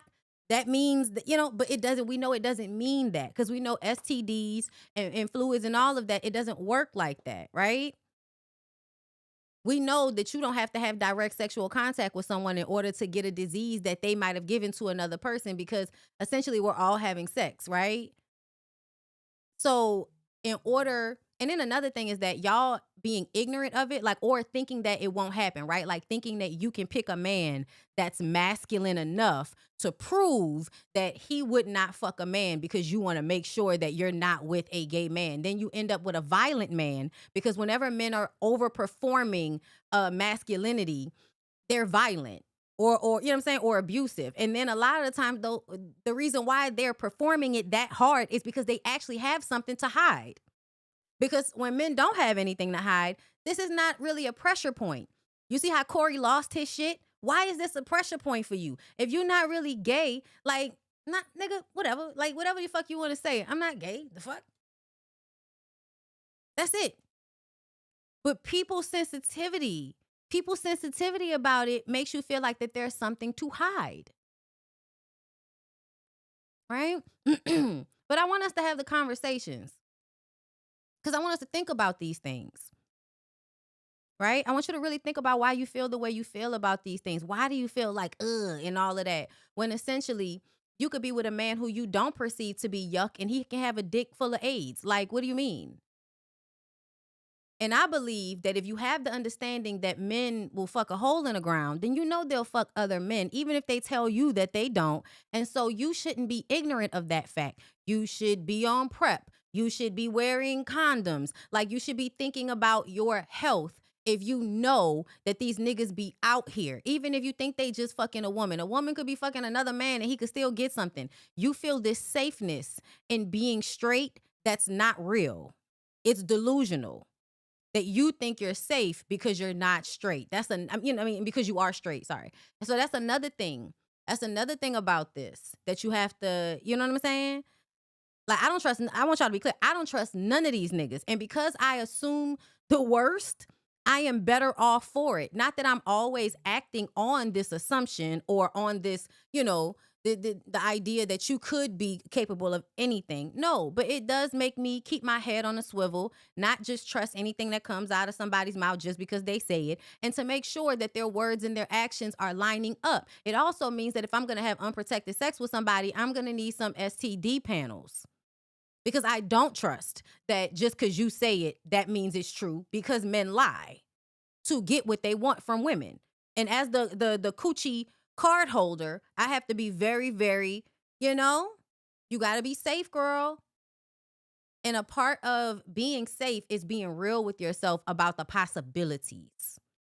And I think a lot of the times people don't want to be honest with themselves about the possibilities. And that's because they feel safe in a lie. It's not safe. Again, you don't feel, then you don't know you being hurt. If you're not aware that your skin is being punctured, I'm going to keep using that analogy, bitch. You have to understand things. You have to be aware of things. You have to be sensitive to these things. And it is actually out of, protection of you and other people. But I do think it's time to unwrap from the way we look down on or the way we yuck people who are experiencing their sexuality in a different way. Okay? But yeah, y'all, let's get into somebody who can't do that.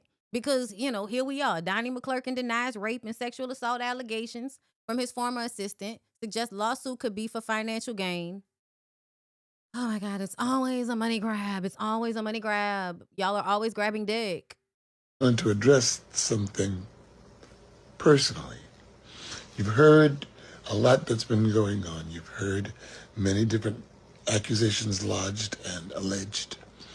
You've heard some very untrue things. And you've also seen an official statement that I put out. But I wanted to lend my voice and my face to this. And I wanted to let you know that I thank God for every one of you praying for me and for the support. And I thank God for truth, which you have not heard. You have not heard the truth, but you will. But I just didn't want to go any longer without addressing it. I've remained silent while this campaign, this media campaign was launched. I've remained silent because the Bible tells you to be slow to speak. I just wanted to address something. Slow to speak, quick to hear, and slow to anger. And so I had to sit back and I had to pray because there are people that look for this to be true. There are people that have already formed their opinion based on the strategic approach of defamation that's gone forward. But I just want to let you all know from my mouth to you, from my heart to yours, that it's unfortunate that I'm trying to be delicate, It's unfortunate that such allegations have been lodged. I don't understand the machinations of the young man's mind. He's not young, really. He's 40-some-odd years old. But I haven't seen this slow fellow in over, well, now it's 11 years, since 2015. And I haven't spoken to him since that long either. But people do things for different reasons. Most of them are monetarily motivated.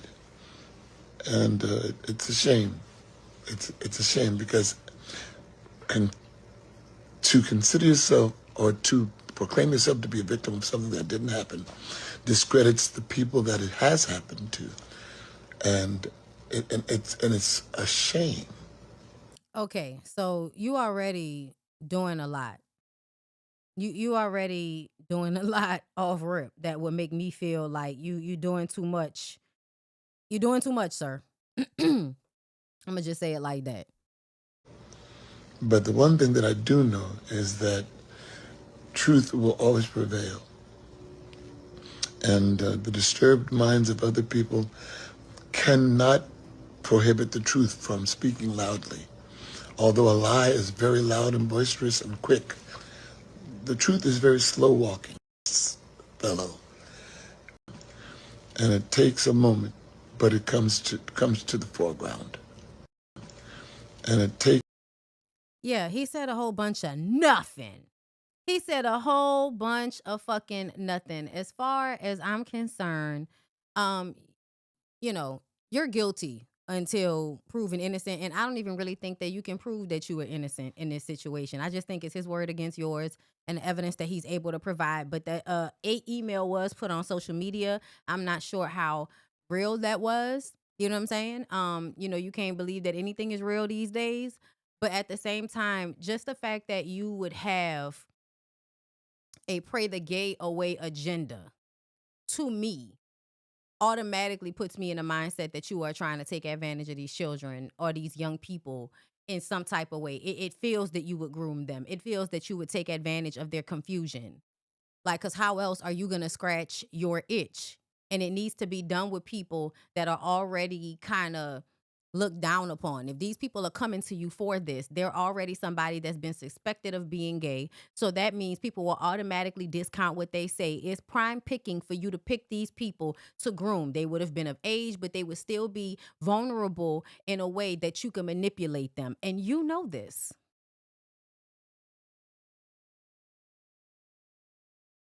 Like, the fact that you would even be doing this, like having a, pray the gay away, like it's yes, absolutely predatory. Absolutely predatory. Are you kidding me? And then you probably made money off of it, sold books and shit. Like something that essentially is, yes, a scam. Thank you. The entire setup is a scam and predatory, because how the fuck you gonna help somebody pray the gay away while you fucking them? How, Donnie? How? Because you didn't say you didn't fuck him. You just say what he said was a lie. Whatever. Let's move on, everybody. So I know we did not. I don't think we played. Did we play the clip of Jill Scott yesterday saying what she said about Tyler Perry? I think we did. I just need to do something on social media about that. My bad. Let's move on. I do want to talk about Mike Epps. Mike Epps is on the Shannon Sharp show. I think Shannon Sharp finally shaved his face so he could stop looking like somebody depressed because a white woman ran off with some of his cash. Give me the loot. Give me the loot. I'm a bad boy. Let's get into it. What did you do different in the second marriage that you didn't do in the first marriage that probably caused the split? I didn't do coke in the second marriage. Are you serious? Yeah. I was, my first marriage, I was a fool. I'm not gonna lie. Wild, crazy. And again, I just needed to grow up. I couldn't even wait to get to 55. Now that I'm 55, I'm so comfortable in my skin, man. I love who I am right now. Right. You know what I'm saying? I love how I think. I love how I feel. I love that I don't give a f. I cared all them years. Now I don't give a f.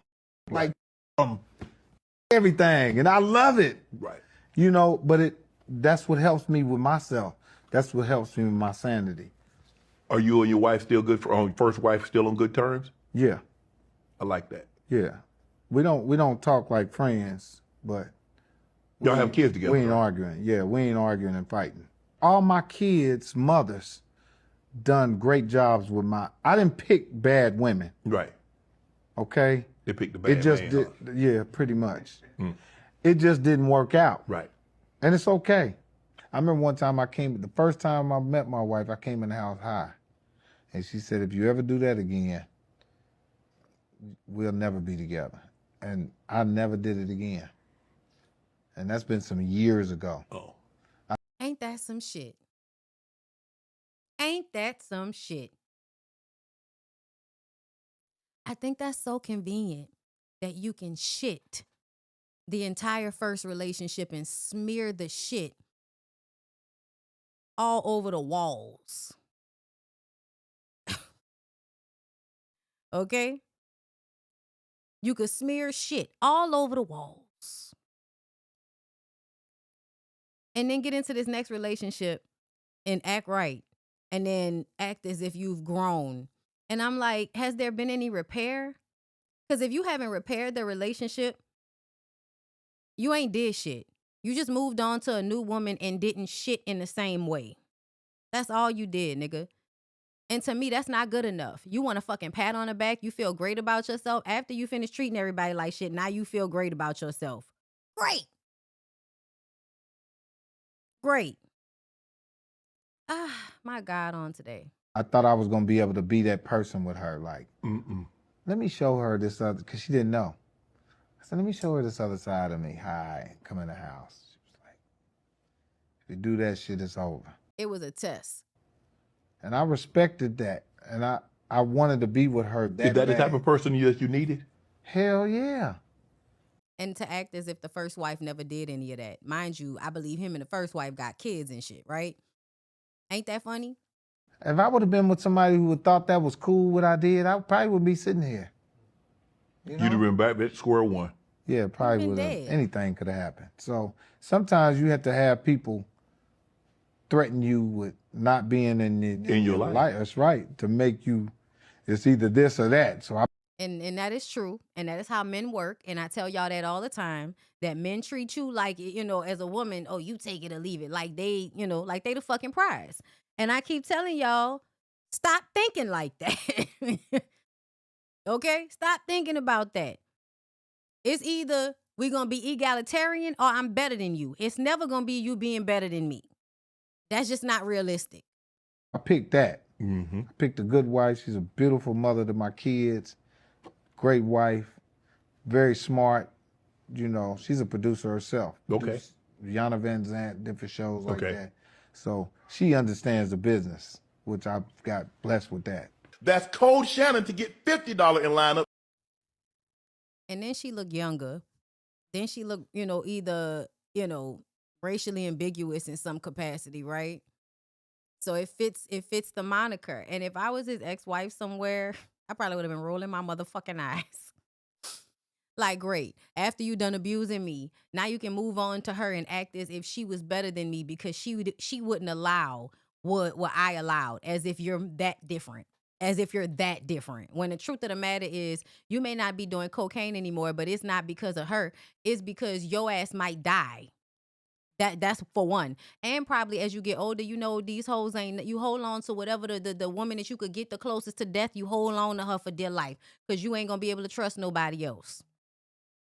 And that lady probably had a lot, like you said, she in the industry. That's somebody that can put in some calls for you to get you a job here, get you a job there. Oh yeah, motherfucker, you saw that lady was something to hold on to. That's the reason why. And I wonder, did he break up with the first wife or did the first wife break up with him? Because it sounds like y'all would have still been together had she allowed you to keep doing what you was doing. But yeah, sometimes you can't clean up, but I feel like that's the problem. To me, the main problem is that you could do so much damage without any real repair. Not that you make mistakes, not that you're young and don't have the self-control, because we've all been told that we should try to be married, try to be monogamous when we barely know who the fuck we are as people.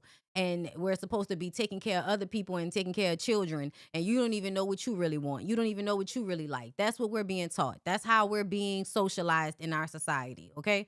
So everybody falls victim of it, the men included.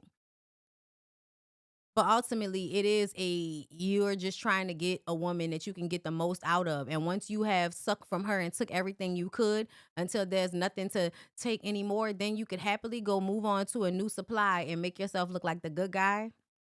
Some trash ass shit. Speaking of niggas that's on some trash ass shit, y'all seen what's going on with Erica Menace?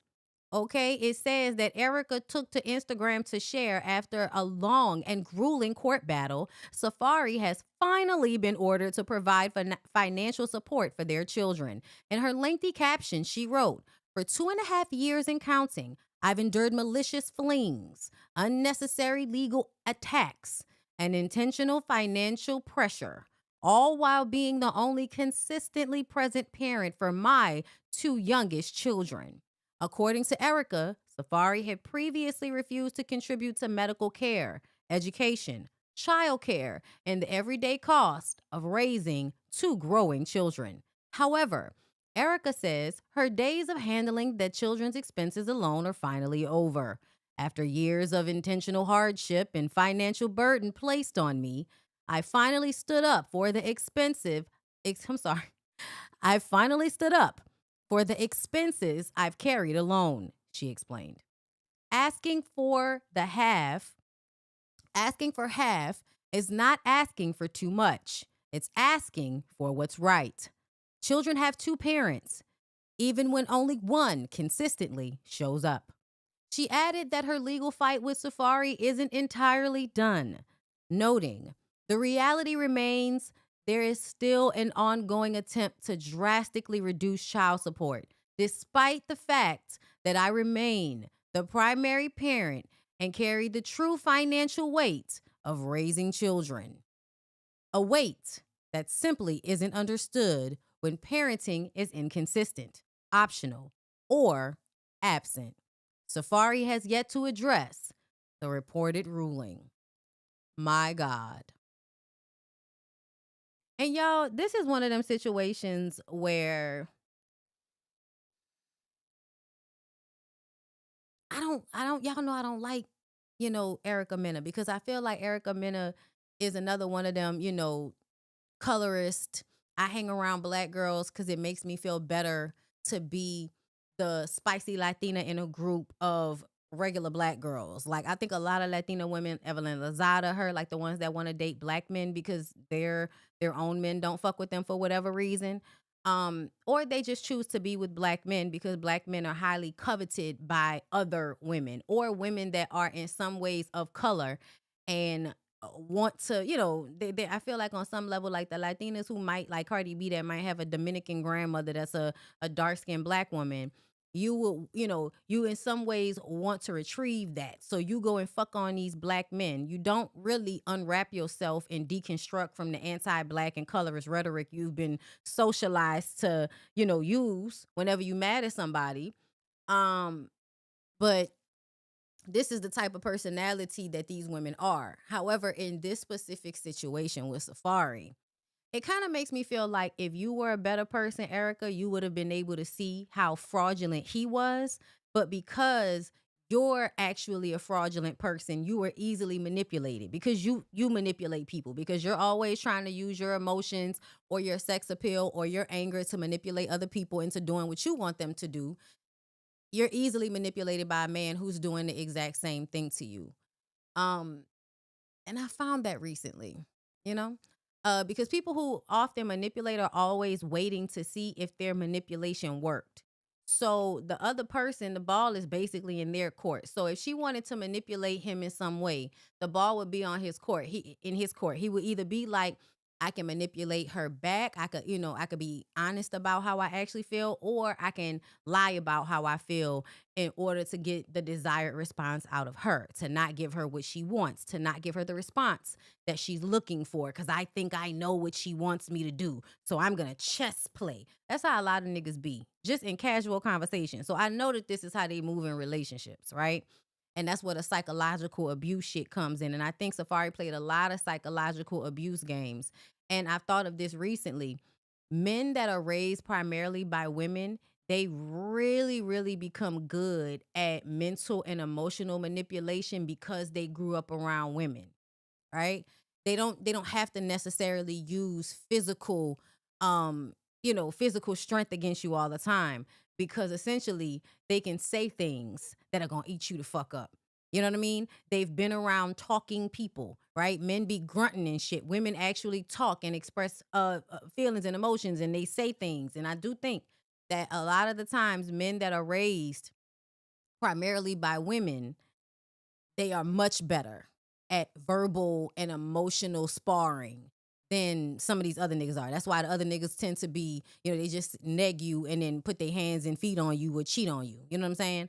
But men that have been raised primarily by women, my God, that's why a lot of women feel that way about that sassy shit. And it's because these men can actually verbally spar with you better than a man that may not have learned how to do that from being primarily around men and not around enough women. Okay? Because your powers can be used for both negative and positive things. Because essentially the things, the feminine things about Safari are also things that she appreciated about him. His gift of flair, him recognizing how she really enjoyed all of those grand gestures. He was consistently doing all of this grand gesture, flashy shit. And that's because she's also a flashy, grand gesture type person. She likes all of that shit. So it's easy for you to get manipulated by that because you're just as, superficial. So, in one way, I have to say, this is something that women have to learn. Of course, it's not your fault when men trick you, right? It's not your fault that he decided to be like emotionally dishonest and then psychologically abuse you and shit. Like, no, like that's never your fault, no matter how it happens. But if you want it to stop happening, if you want to stop having your emotions swayed by anybody that you're in a relationship, you're gonna have to start to recognize when they're doing it so that you can detach from it. Like, there's a level of dissociation that is sometimes necessary to preserve your own peace and your own mental, because when you start to fight back with people, that is you bleeding out your energy all over the ground to them. Like, that's basically what you're doing. So when she was climbing over his roof and all of that, trying to get in his house, giving him all of that energy and attention, that's feeding into the monster. Feeding into his ego, because what that tells him is that you are so emotionally wrapped up and obsessed with him, which he loves, right? And so he can continue to treat you the way he treats you because he enjoys how you respond to him. He enjoys watching you cry and watching you be all hurt about him. It makes him feel good about himself. It does. I don't know why, men feel that way. And not just men, but it is a masculine thing. It is because I've experienced it with women. I don't know why y'all think that. I heard somebody say that lesbians can't be male identified. I was just like, girl, I don't know how y'all be jumping, hopping, skipping to some of these conclusions that y'all make. Because a lot of the very toxic masculine things I've experienced in relationships with men, I've also experienced them with masculine women. And it is because they're copying and pasting the same toxicity, because how else am I going to have domination over this person? It's not to have an equal exchange, because then they wouldn't feel superior. They need to feel superior because they already feel under you. And it's the craziest thing. You could be two women and they will still in some way feel like you better than them, or you think you better than them because, for me, it was, you grew up in a 2-parent household. Y'all was middle class. It was just me and my mama. I lived pillar to post. My mama was abusive to me because wasn't no man around. So I experienced a lot of women being abusive to me in relationships. And now that I'm an adult, I think underlying there's a level of envy about the way they feel like I grew up, because they romanticize 2-parent households. A lot of single mothers do that to their children. Like, you don't have it, so you feel like you missing out on something because a man is not there. Meanwhile, bitch getting their head knocked between the washing machine and the dryer by this nigga on a quarterly basis. You know what I'm saying? Like, walking on eggshells every day in the household because a nigga is there, and you get to go home with just you and your mama, and the only time you got to be on eggshells is when she drinking. You know what I'm saying? Like, I feel like people really do like romanticize growing up in 2-parent households and what it means to have a man in the household and what ends up happening from that. That's why I think it's so important, so important that when you to not grow up thinking that you need a 2-parent household in that same way. Y'all, that's not real. You need a fucking village. Y'all need people. And they don't always have to be like a husband. It doesn't have to be a wife. It doesn't, you know what I'm saying? It doesn't have to be a grandmother. Sometimes it's your friends. Sometimes it's your good homegirl, right? Sometimes it's your gay cousin that is the best gay uncle ever to them fucking kids. Like, sometimes it's the people that actually show up and love and mean well for you and your kids, and not always like, oh, it's the mama and the daddy. Because I will remind y'all again, this is a book y'all should check out. It's also on Audible if you just like to listen, and it's a really good listen. The Way We Never Were. The Way We Never Were. I think that's Stephanie Kuntz. I can't remember the author's name. But The Way We Never Were. Look up that book.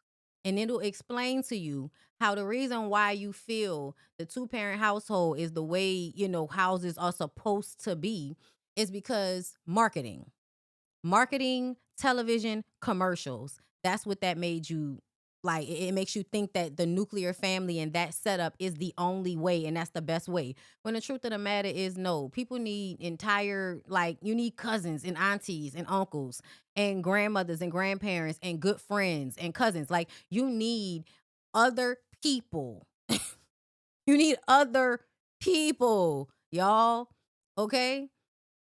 And you know, I'm just saying, like, people just be having it fucked up. And I just want y'all to unwrap yourselves from that sometimes. Because I think, again, it causes a lot of unnecessary pain and trauma having these kids feel like they missing something because they fuck-ass daddy don't want to come around. Like, you're not missing anything. You're not missing anything. You're missing somebody being inconsistent up close.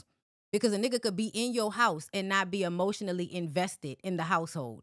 He could be in the house and not helping and not doing what he's supposed to be doing by the kids.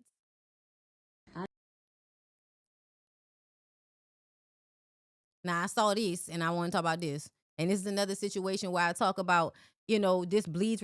Child is a perfect segue. You did not need no nigga in your house. Now, before we even get into this, apparently the lady broke up with the man. Thank God.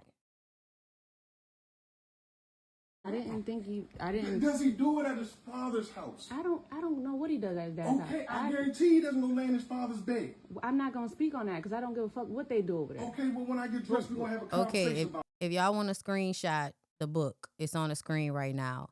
Also, it says sad. Woman says her abusive ex-boyfriend was offended by her 13-year-old son being in bed with her and her daughter. Man threatened to harm the son and claimed he was trying to assert dominance. Now, I don't know what the fuck wrong with being in the bed with your mama watching TV, but that nigga needed to go.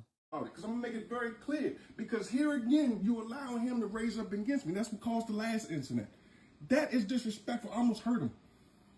Why? Because that is disrespectful and he knows it. That's why he got on the floor. You don't go and lay in a motherfucker's bed. That's you're trying to establish dominance.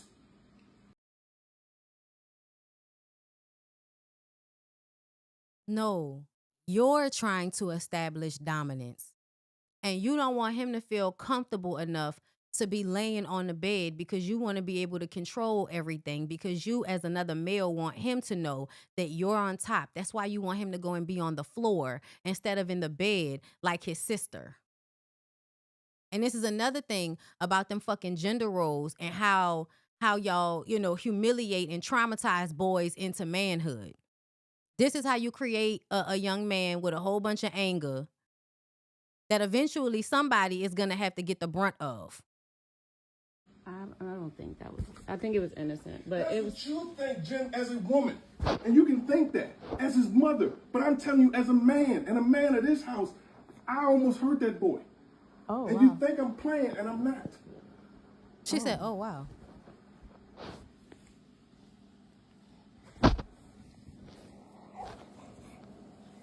Hi, Mama. What?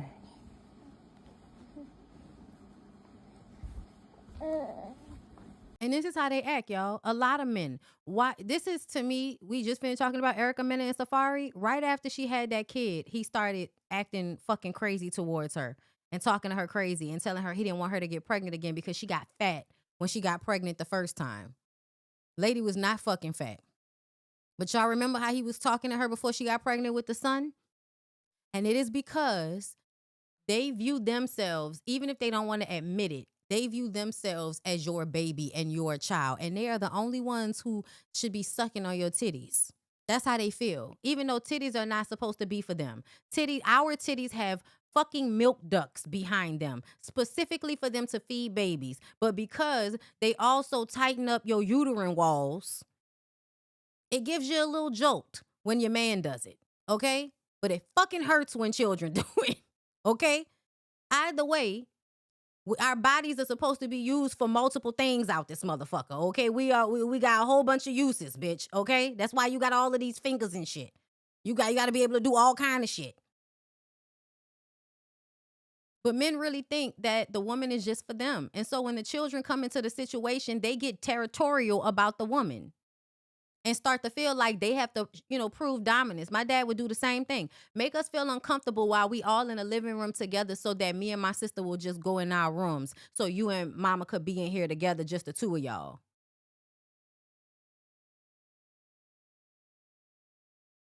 Not so you could be nice to her or anything.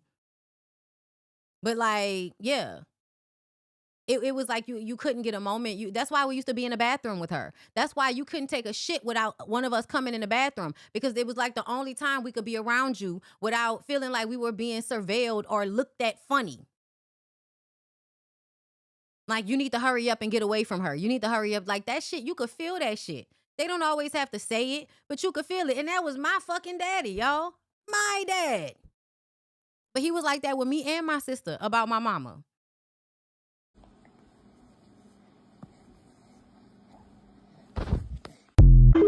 And a part of the reason why is because y'all don't make men feel as responsible for the children.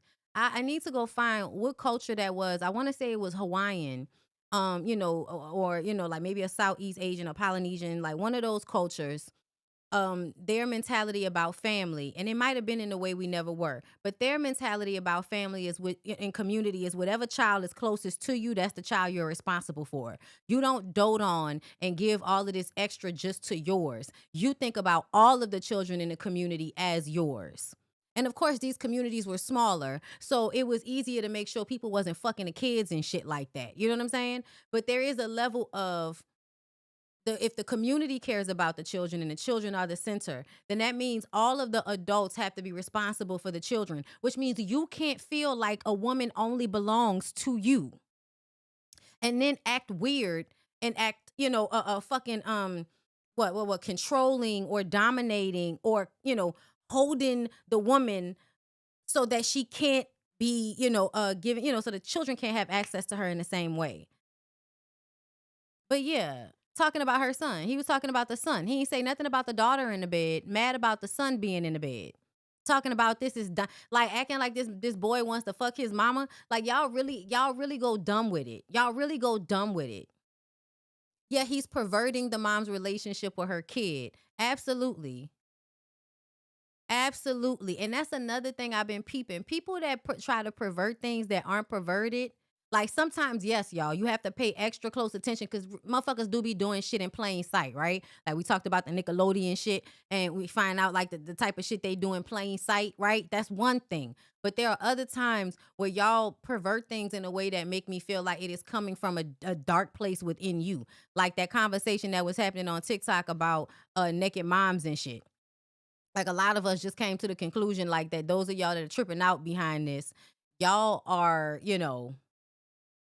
y'all hate y'all mamas. You know what I'm saying? But anyway, oh my God, 1,700 people in the room. Make sure y'all like the video, okay? Comment. Subscribe, girl. So let's get into Tamar. And I have one more thing, and I'm gonna get off here, girl, because I want to go eat. I think I'm gonna order me some wings. I'm going back to workout class tomorrow. Okay, it's Thursday, right? Tomorrow's Thursday. I'm going to thighs, butt, and gut tomorrow to get back into it because I haven't worked out since Christmas because I got sick, and then I was like, bitch, I'm tired. And y'all kept telling me on Instagram through all of the witchy people that I follow that this is winter, bitch. This is a time for rest and restoration, and I don't have to be going the way I go in the fall and in the spring and in the summer. Okay, I could sleep. You know what I'm saying? Like, I have to tell myself that, right? I'm a black woman and I'm hyper aware and I'm on my shit. So I gotta tell myself that it's okay to sit down. It's okay to take a nap. It's okay to not work out today because you're tired. You're still getting well. It's okay. So tomorrow I'm back on my shit. And then, I know LASHAE has a new challenge and I'm probably gonna get into that and try to run that too. We gotta get back into the challenge mode because I cannot lose this muscle tone that I've gained in my arms. Okay, we are almost there. Okay, we are almost there. We are not there yet, but we getting there. Okay, let's get into the Martian of it all. Tamara, what's going on, Tamara? Why is you on my internet again, Tamara? Tamara Braxton responds after TikToker questions her parenting, TikTok lives, and who she allows around her son. Now, I'm not going to lie. I saw her on TikTok live with Tim Bay, and I was like, why is she on here with Tim Bay in his wig? That was just so random. But people get a lot of money from spending obscene amounts of hours on TikTok. Okay? They do. They get paid a lot of money for being on TikTok, and then all of that competition with the tapping and the gifts and all of that, they make a lot of money off of that. So as long as y'all tapping, they making little cents, little, portions of a penny until you make a penny, and now, bitch, oh my God, 2 pennies, 3 pennies, 4 pennies. They trying to make their money up there, and a lot of them make good money. Because once you do it a lot and you feed the monster a lot, they reward you with, higher RPM and all of that. But I'm gonna tell y'all right now, I have never really trusted Tamar as a parent. This is not to say she's a bad parent, okay? I'm not saying that, but I don't think pick-me's are not really like great moms because they don't make the best decisions, right? Pick-me's will keep bringing fucked up people around their kids, right? Now your kid gotta have fucked up memories from the time you was dating that one fuck ass nigga that you just had to move into y'all apartment. You know what I'm saying, right? So that's my thing. And she's an extreme pick-me, right? She's somebody that's always trucking a Tundra looking for a man. We just played a clip of her talking about how she wants to upgrade her man. That same podcast, she was talking about how she doesn't want to be she doesn't want to be a alpha woman anymore. Like, girl, y'all really let these dumbass niggas use words out of context from the study that they come from, and now y'all are on the internet talking about you're an alpha male and people are beta males and all of this bullshit, when really anybody that's talking that shit is just trying to find a way to abuse you. And you're like a proponent for the abuse of women, I guess. So you're like on a fucking podcast talking about how you just want a man that's gonna lead you. And I'm like, girl, you are never going to be able to not take care of yourself. Get over it. All of y'all. I don't know what's wrong with all of y'all. There are ways for you to set up your life so that you don't have to work as much. You have to figure what is out. You have to figure out what is best for you to do that. You can invest. You can do all kind of shit that would, eventually get you to a place where you don't have to actually work as much. Okay? You can do that, girl. You don't have to hinge your basket on some fucking man because you think that he's going to save you from working. A lot of y'all think that. And every time you end up in a relationship with a man that was really there to trick you and take advantage of you, because you always looking for somebody to come and save you and provide you a soft life. When at the end of the day, I don't know about y'all, but bitch, I'm soft every day, all day. I don't care what's going on with that. Like, this life was going to be soft anyway. I lived a comfortable, nice life before I got a nigga, okay? And I will when, you know what I'm saying, if we break up or if the nigga die on me, I will still be living a soft life just like my mama is. Because it's about you, bitch. It's about you. You can work and still handle yourself with care and be gentle with yourself and rest when you need to rest and lotion your body slowly and not slapping it on and shit. There are so many ways that you can have what y'all consider a soft life. I don't know why y'all think that means I'm going to find a man and I'm never going to have to do anything and I'm just going to be able to turn off my brain and sit in the car in the passenger seat and this man is just going to drive me everywhere and we're going to have this amazing, like, girl, that is a fairy tale. Even the men that can lead you in those ways, they still require mothering emotionally. They still do.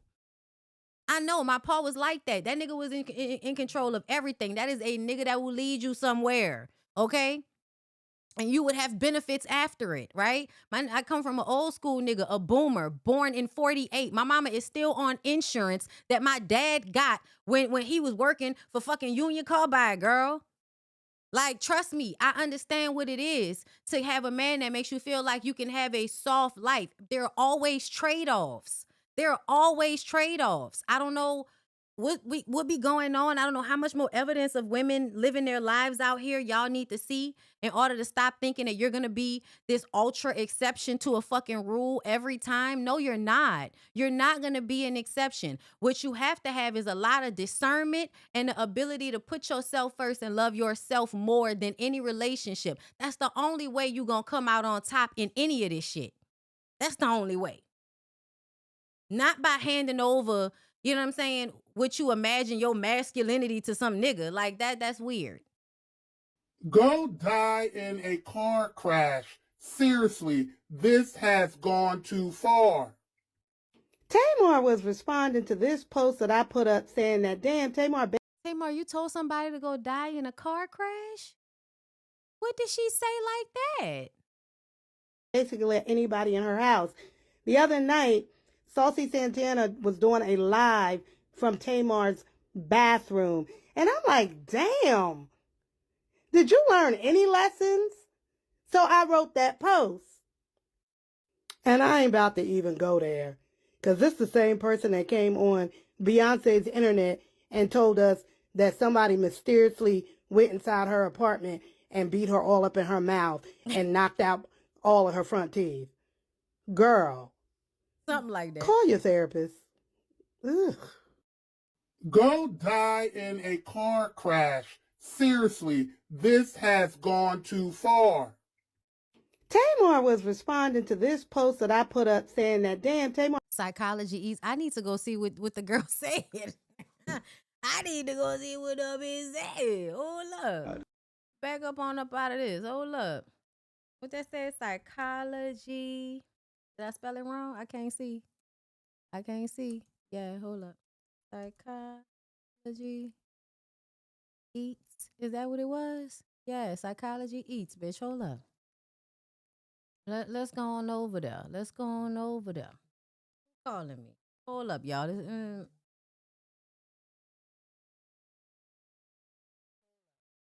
Hey, I'm on live. I am. I saw. I'm sorry. I'm gonna do it. All right. Cute ass. Anyway, okay. What happened? Okay, why are we playing music? Why you always do that? Tamar just let anybody in her house around her son, and she begging for TikTok gifts. And then she just played this. She didn't even say nothing. That's all she said. All she said was this, and you said that lady need to get killed in a car crash? What? Let me see, y'all. Let's see what Tamar doing on TikTok, on the TikToker. Girl, what you doing on the CLIQUE app? Hold up. What she said? Settling. I want extraordinary because I'm extraordinary. Listen, I'm a real catch.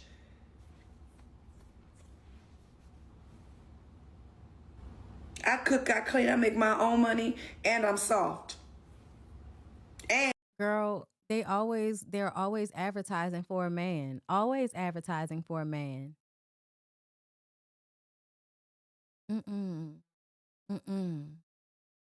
This is why you keep getting with these scammy ass niggas that end up just there to use you. This is why that keeps happening, Tamar. Because it's given that you're advertising. The type of man you want is not on TikTok. Like, you know what I'm saying? Like, not on TikTok. Like, ooh, she cooks, she clean. Girl. and you're gonna laugh your face off 24 hours a day. Oh my God, who just said this? Didn't Cardi B just say this? Did Cardi B just say the same shit? It's not my fault that he like it over here. And he be laughing.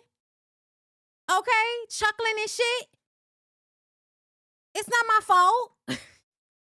So if you're not giving me that same energy, if I don't feel that same energy with you, no, go. So she was on, all right, like she could talk her shit. I am a wife. I am not no streetwalker. Oh my God. So does this show make... I am a wife. I am not a streetwalker. Okay, girl. Okay, girl. Showing you what to do. You already can't pass the damn test. You ain't ready. This is, you ain't even passing in a lavender marriage. How the fuck can you do a regular color one? Question. Are y'all coming out to talk golf when I come? She ain't even an overachiever in the lavender. I forgot y'all. What the fuck make you think she gonna be ready for Burn Them It's Blue? okay. Mitch, is you popping out to talk off with me, or I just got to come over there when I leave there? I'll come. Who all going? Cause I don't like I don't know no damn about that. You just pop out. You going by yourself? Yes, I do a lot by myself. Bob, they don't even have good drinks. Girl, yes, they do when you tell them how to do them. Yeah, you gotta tell people how you want to drink. You want to go on prime time Saturday night? Girl, she's just in the bed talking. Who was in her house though? I'm trying to find the one where where was she in a house with somebody? Hey everybody, I know I said that I will not be speaking out. Oh, this from 2024 when that nigga was using her card. Let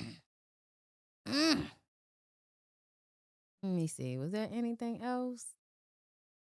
I'm just trying to figure out what. Oh wow, that was back when he got into it with her. Okay, hold on. I'm just gonna tell y'all what happened Saturday. All right, this is the same thing. Okay, so she on here, but they ain't clipping her like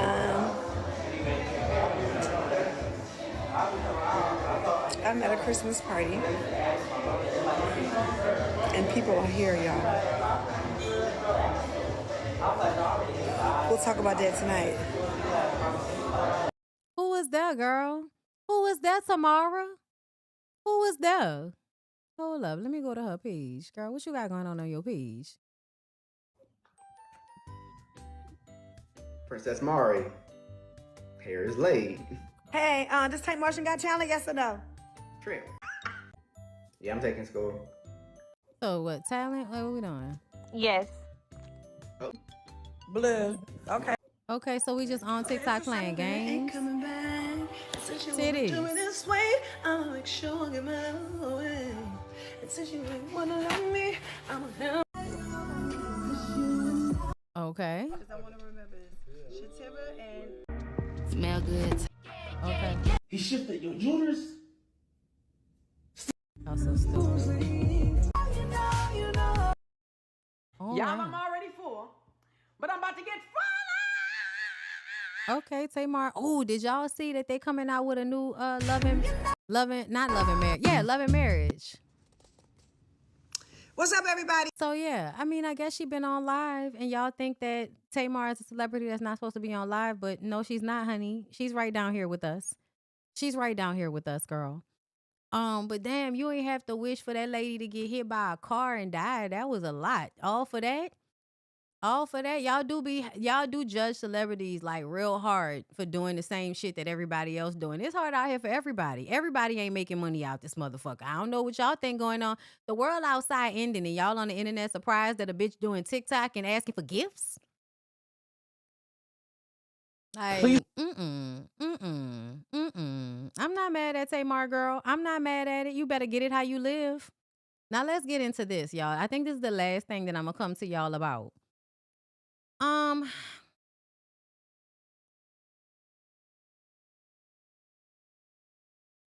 So I didn't talk about this originally because stuff like this just really bothers me. Like, I really don't like when black women act like this. Like, why are you act? Because I know it's because, like, you know, ooh, it's Bell Collective Birmingham.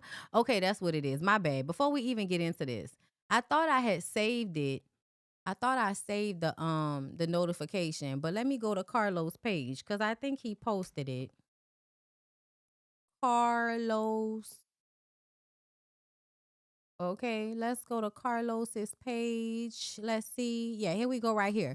Bell Collective says Stormy Steele led spinoff as OWN renews original series for season 7. So Bell Collective is coming back for season 7. And Stormy Steele is going to have her own show.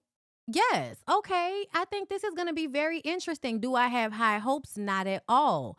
But maybe it may give. The reason why I don't have high hopes is because I'm sorry, but Carlos, like you overly promise and you don't be giving.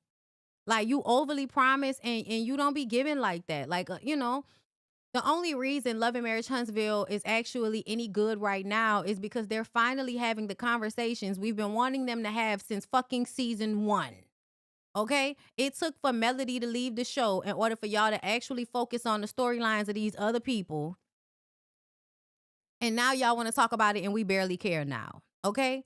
I hate the way I have this relationship with Carlos. Like, it's the same as Tyler Perry. Like, I'm done with Tyler Perry at this point. But it's always like, you don't want to fuck with them because it's like an abusive relationship. You know, you're going to watch and feel disappointed at some point. And you're going to know they somewhere like, but you watching, bitch. Gotcha. Right? And so it's like, every time I try to get out, they pull me back in. They pull me back. Every time. I try to step away. I try to move away. They pull me back. So, you know, I guess we'll see what's going on with the Bell Collective in Birmingham, child. I guess we'll see.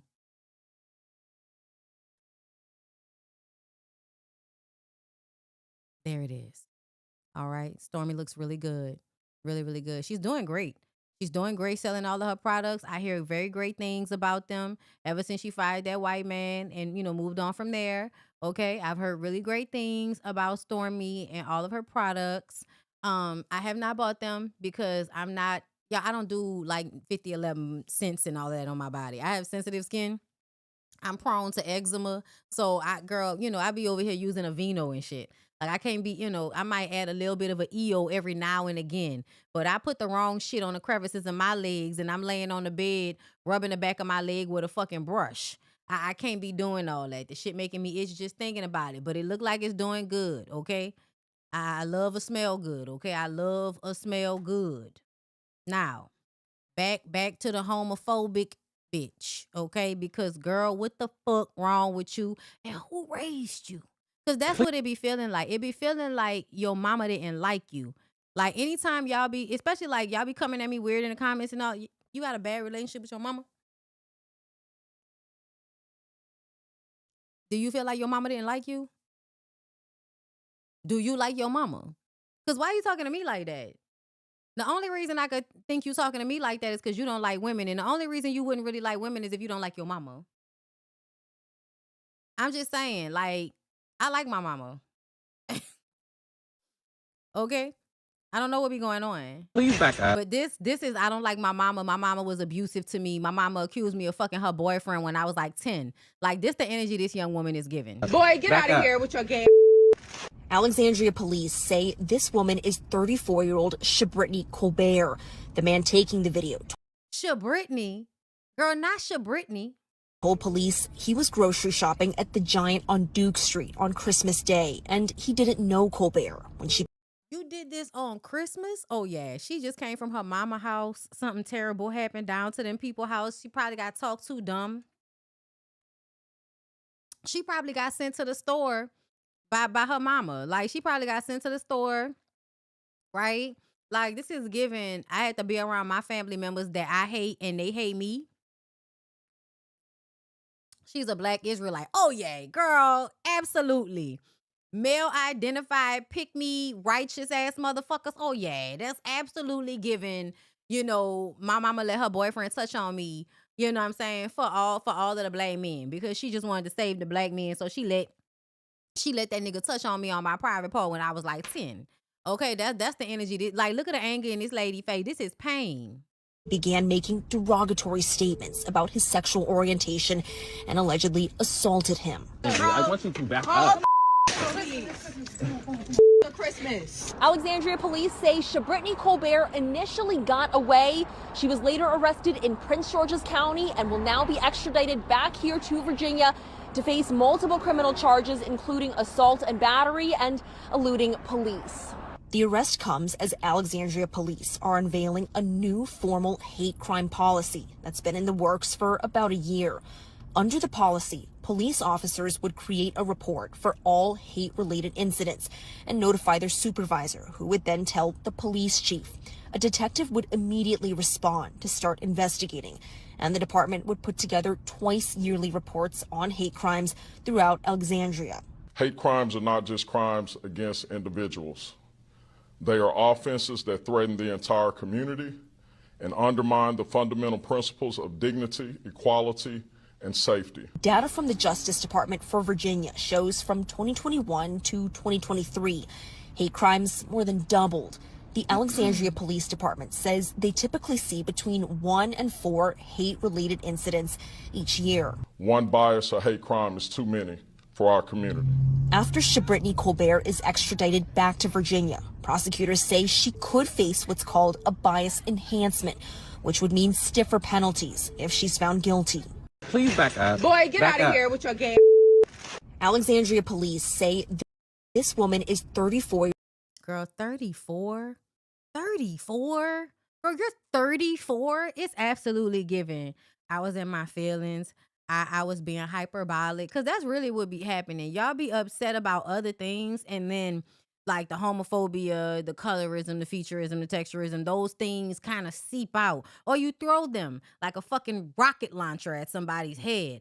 But it's normally because it's something that's going on in your internal world. And I would really wonder, now that the young lady is in jail and she has to sit with herself, especially, girl, you went to jail on Christmas Day. You supposed to be spreading a little love on Christmas Day like Beyonce and them tell you to do. Okay? You spread a little love on Christmas Day. That's what you were supposed to be out here doing. But no, you out here being homophobic on Jesus' birthday. That's sad. Now you're in jail. And an example of a hate crime, a black woman getting arrested for a hate crime. My God, on today. Y'all have got to do better. Y'all have got to do better, everybody. This is ridiculous. Okay? And you have to, girl, go get into Krav Maga. Like, go get into go get into something, but do something else. Don't do this. Don't do this. Let's see. Is there anything else I wanted to get into before I get off of here? Yeah, I really wish I cared about One-Eyed Willy Wop. I don't. I wish I cared. I really don't. Like, yeah, I'm wondering you walk inside rewind. Feeling one more time. All right, I'm about to go. But okay, let me read y'all super chats. I tell y'all one thing. Yesterday, I saw somebody in the comments, and I knew this was going to happen. I don't know why this happens all the time. But like, I'll be up here, right? And I'll have the forethought of whatever comment you're going to make in opposition to whatever I'm about to say. So I will actually respond before you can even type the comment that you're about to make. I've thought about it in my mind, and whatever I say, I'm also going to say something to comment to that because I know somebody's going to say it. I knew somebody was going to say that I was not, that I was hating on Tiana, or that I was being too negative in what I said about her, even though I repeatedly said that I was happy for her, that I was proud of the fact that she accomplished that after everything that she's been through. I said all of that. All of the things that this person wrote in the comment in order to chastise me for the way I talked about Tiana. And I was just like, even though I basically, said this is not about her personally, but about the system, even though I said all of those things, you still left this paragraph? Still, girl? Still?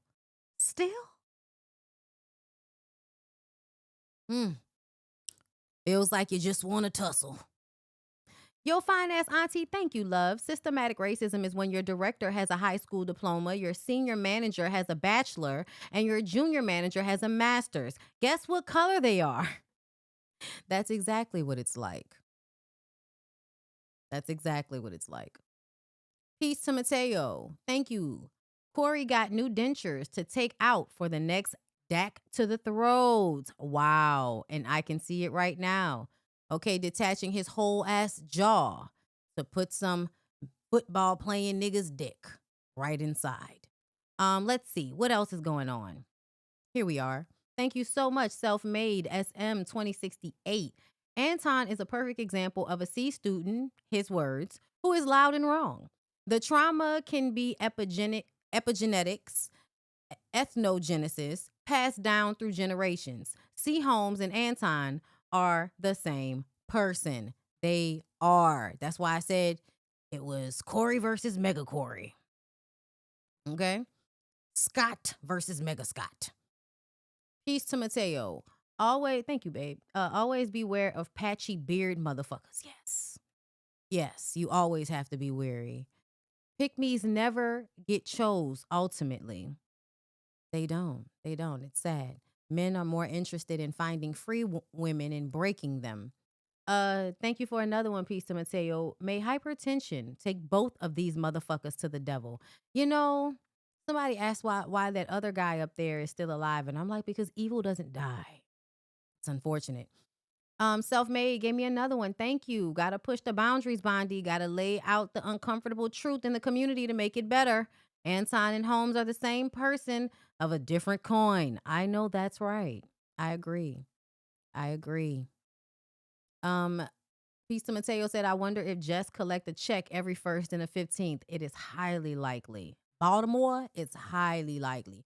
2 L's. Thank you. Mike Todd also put his spit on someone's face. Talk about being caught up in the swallows or lack thereof. Like, nigga, don't put it on me. Swallow it. Don't put it on me.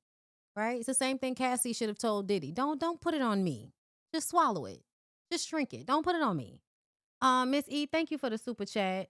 Tuning in from Kuwait. Come on now. I'm so glad Cynthia G mentioned your channel. Love the show, lady. Thank you so much. Oh, Sin mentioned me. Shout out to Sin. But yeah, y'all. I'm good. I think I'm done. Thank y'all so much for coming through. I'll see y'all in the next one. Peace out.